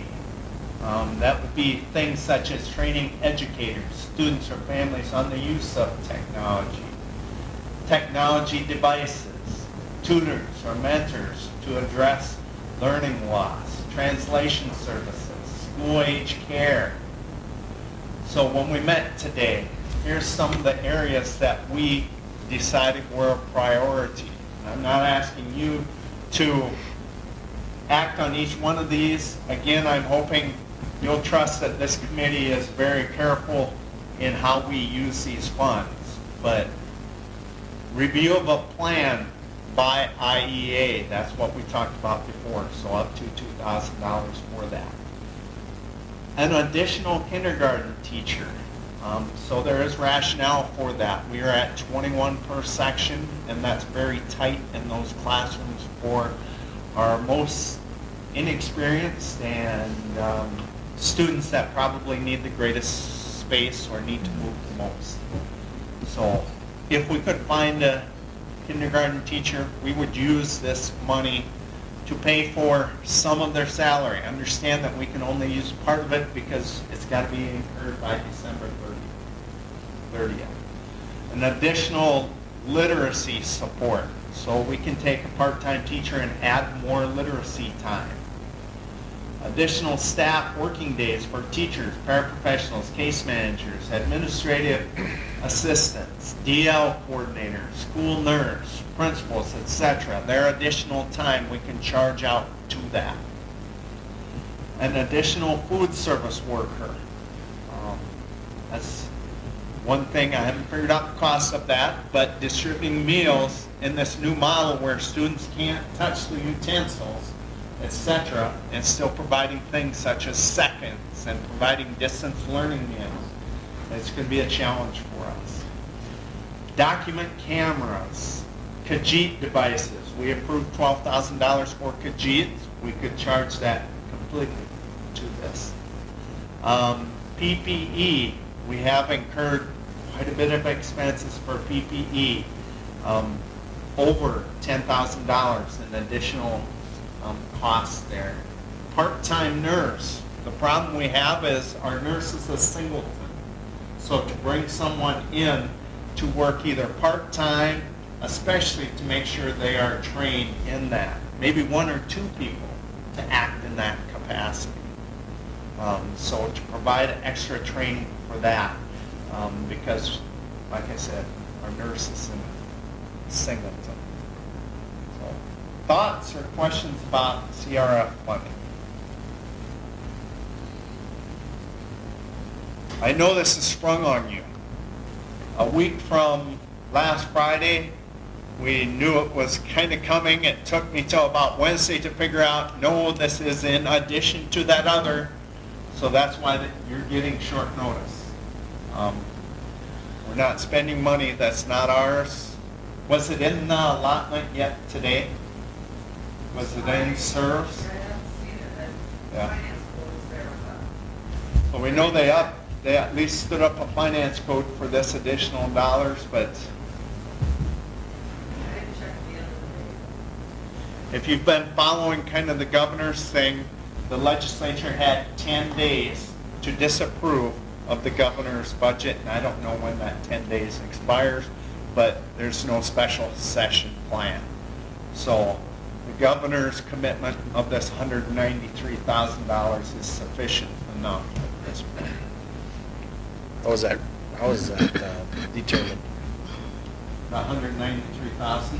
It was based upon a combination of, just like our other CARES dollars, a per pupil allocation, our free and reduced lunch out, etc.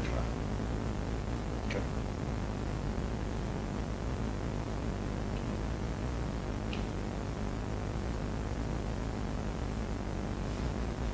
All right. We'll go forward with continuing to develop a spreadsheet and monitoring that. We'll keep on top of it. So. Fall coaches contracts. So just to give you a heads up, no contracts have been issued to any coaches, including cross country and girls tennis. Those sports have already begun. In general, all varsity sports will be 30% shorter and have 20% less contests. All varsity sports. Right now, that's what the Minnesota State High School League has put out. Other fall sports, which include football and volleyball, and spring sports, which includes track and field, baseball, softball, golf, and boys tennis, will be given the opportunity to conduct 12 practice dates over a 3-week period. So that's Minnesota State High School League has already put that out. There are many ways we could do this. If we deviate, though, from giving all of that contract, we would need to enter into an MOU with our bargaining unit, which would be EMYME. A proposal we could look at is an 80-20 split. 80% for the season, so a good example would be football would receive 80% of their salary for their spring season. If the season doesn't happen, they wouldn't get that 80%. And they would receive 20% for this current 3-week practice period. If the team chooses to participate, if the coach chooses not to participate in it, they wouldn't receive that 20%. Some districts are, of course, paying full contracts, including Montevideo. Tim has told me Montevideo is doing that. I don't know what other schools are doing beyond Montevideo. So we don't know at this point if there will be a postseason. Just for clarification, state, or what that might even look like. So tennis, for example, we don't know if they'll have a postseason. If they did, what would it look like? Would it be less teams? Would it be reasonable? I have no idea. At this point, this proposal does not compensate coaches for their summer work. I don't know how, it's a beast trying to figure this out. The only thing that would be black and white is to issue contracts to them as they are. Thoughts, concerns, where I'd really like to get the cross-country and girls tennis contracts out because those seasons are starting. So track and field, baseball, softball, golf, and boys tennis get to have a 3-week period this fall too. Correct. Okay.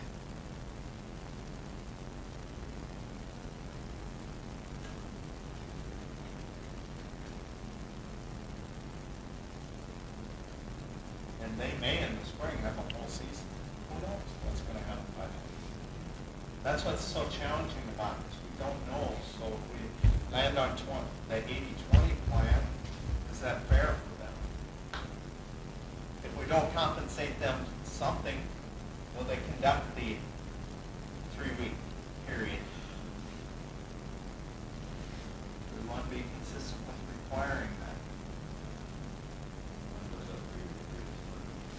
that. It varies by sport. I don't know exactly. It came out in an email today. What's that? It came out in an email today. It's varying. So, because I think they have it sports so that they're not overlapping.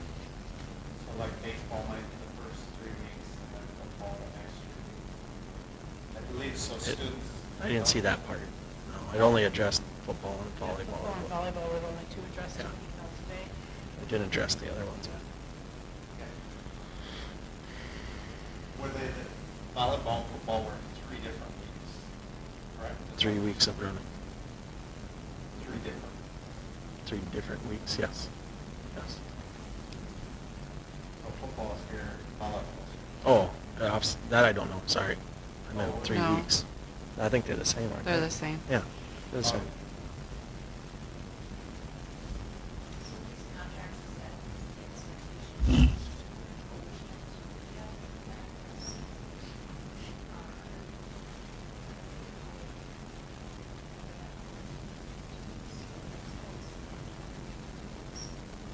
A lot of gray area.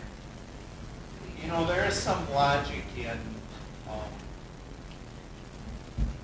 we issue the contracts for the fall based upon they're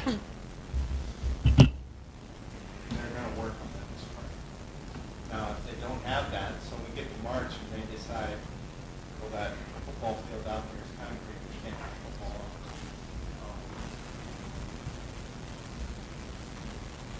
But there's some logic in saying that maybe they were working for whatever, $3 an hour, $5 an hour. This is a chance to, clearly, I don't know.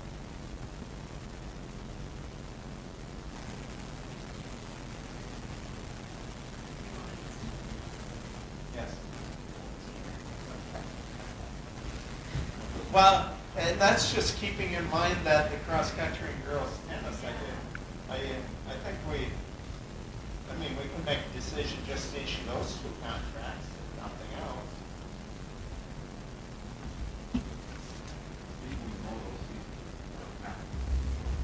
Right.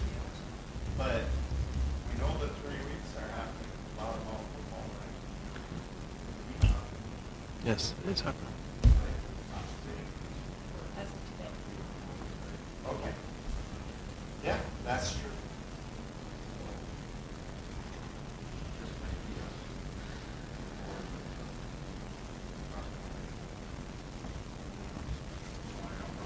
Tennis, girls tennis.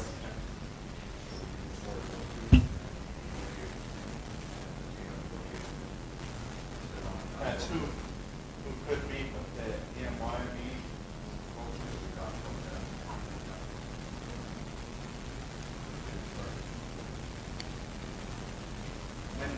The 14th of the junior high was the 19th. This Oh. 15th is when, well, we're starting the 15th, but I believe varsity's football side. Volleyball is the 14th, There you and football is the 14th. go. Okay, there you go.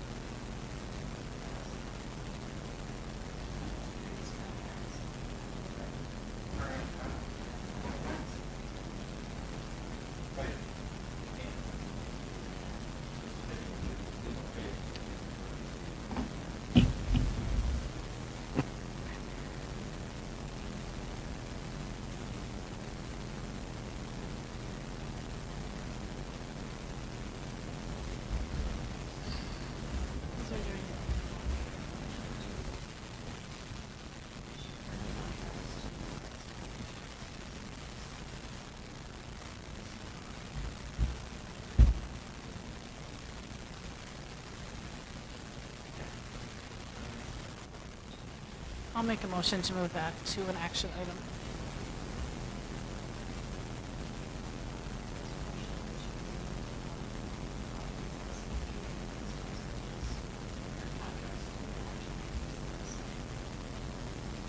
I'll second that.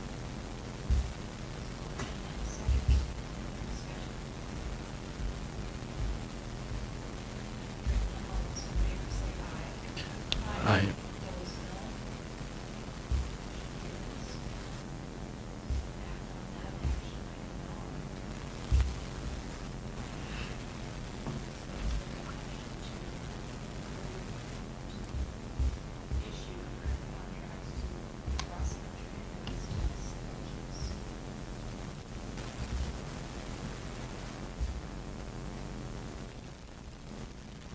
I'll make that motion.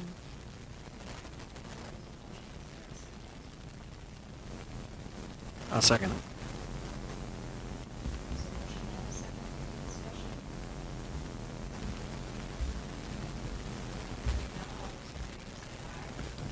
Aye.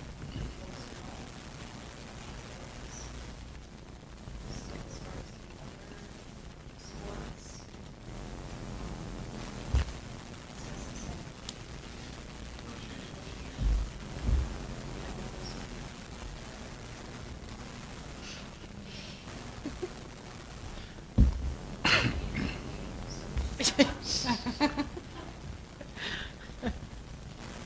will get something out because we obviously have to have those people involved in that meeting. All right. I will work on getting that set.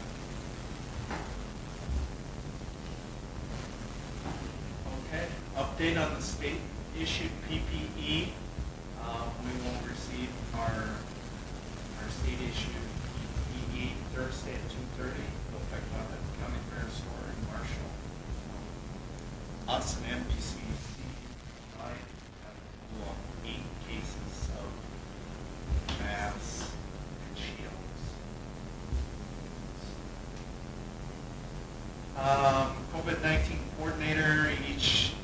has to designate that one. That is the person that will communicate directly with MDH about cases, information about positive cases.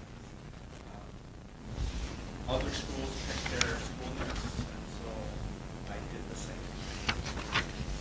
That's kind of their recommendation. Our regional support team coordinator, that is actually Shelley Mays out of Southwest West Central Service Cooperative. She will kind of coordinate that with her. So we had our first meeting with them today to kind of get an idea. I told you earlier, they really will not be up and going full force until about September.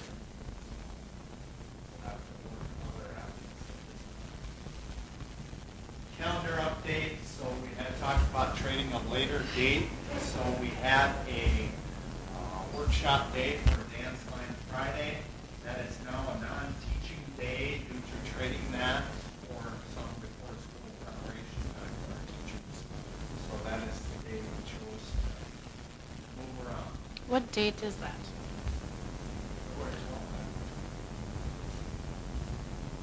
Wishful thinking that we'll have dance line.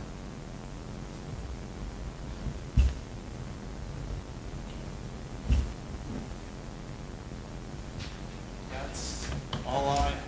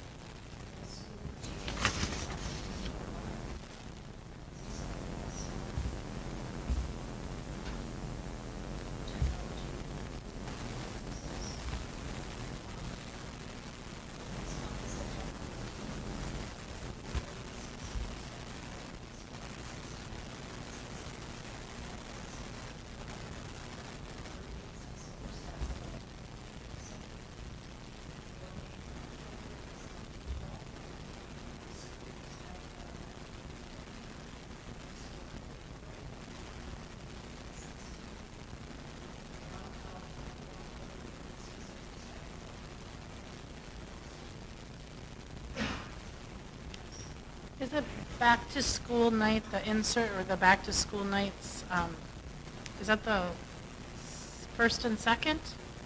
Is that when they're picking up the Chromebooks and everything? Is that correct? More information coming out on the drive-in as we get closer. Part of it, we talked about this, waiting to see how we're gonna do.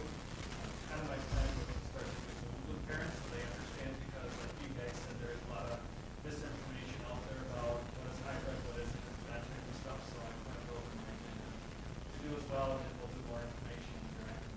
And how about elementary? Is that the same? I mean, are we, Mrs. Hanson?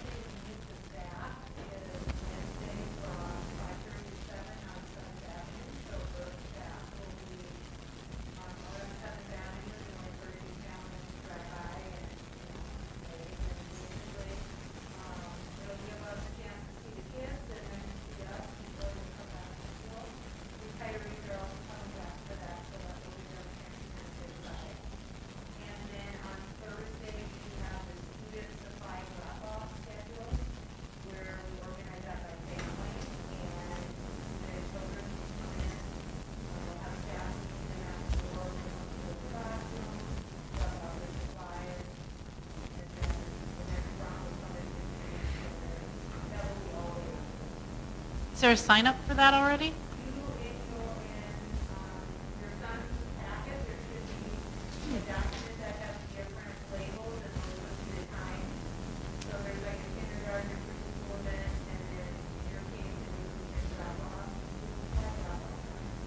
Perfect. We got as far as who the teacher was, and I didn't look at the rest, so thank you. And we're looking at that too, so Right. here, just thinking of how old our lockers are, and then we have part of the conversation with the families, we'll look into signs and stuff for them, which is times by like Google Calendar, where they will be able to come in and spend minutes, you know, you would be socially isolated, social distancing,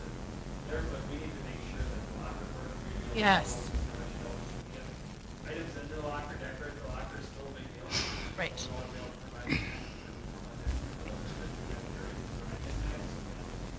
check up the devices, come in, stop in, schedule will be limited for roughly 10 minutes. Okay. Come in and get things done. And that's great. Perfect.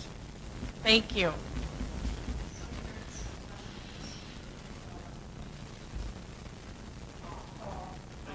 They can get in the line right now. We have received a lot of calls. That's why those things that just want to go.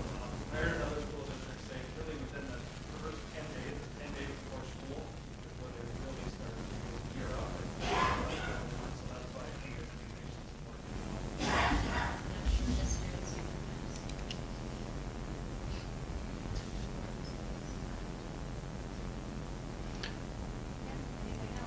What was the, sorry, I had a buildings and grounds meeting on the 14th. I would assume we probably will be meeting before then. Building and grounds meeting before our regular meeting. Yeah, I got that. Nothing to ground. But, yes, we will have building and ground. what was the date we talked about for the Sunday training again? I forgot to save that. Ryan? August 31st. What was the date for the Sunday training? I didn't see that in. We'll be holding that in February again. Okay. Currently, there are 20 staff signed up. Okay. I just didn't see it in the upcoming events, so just wanted to clarify.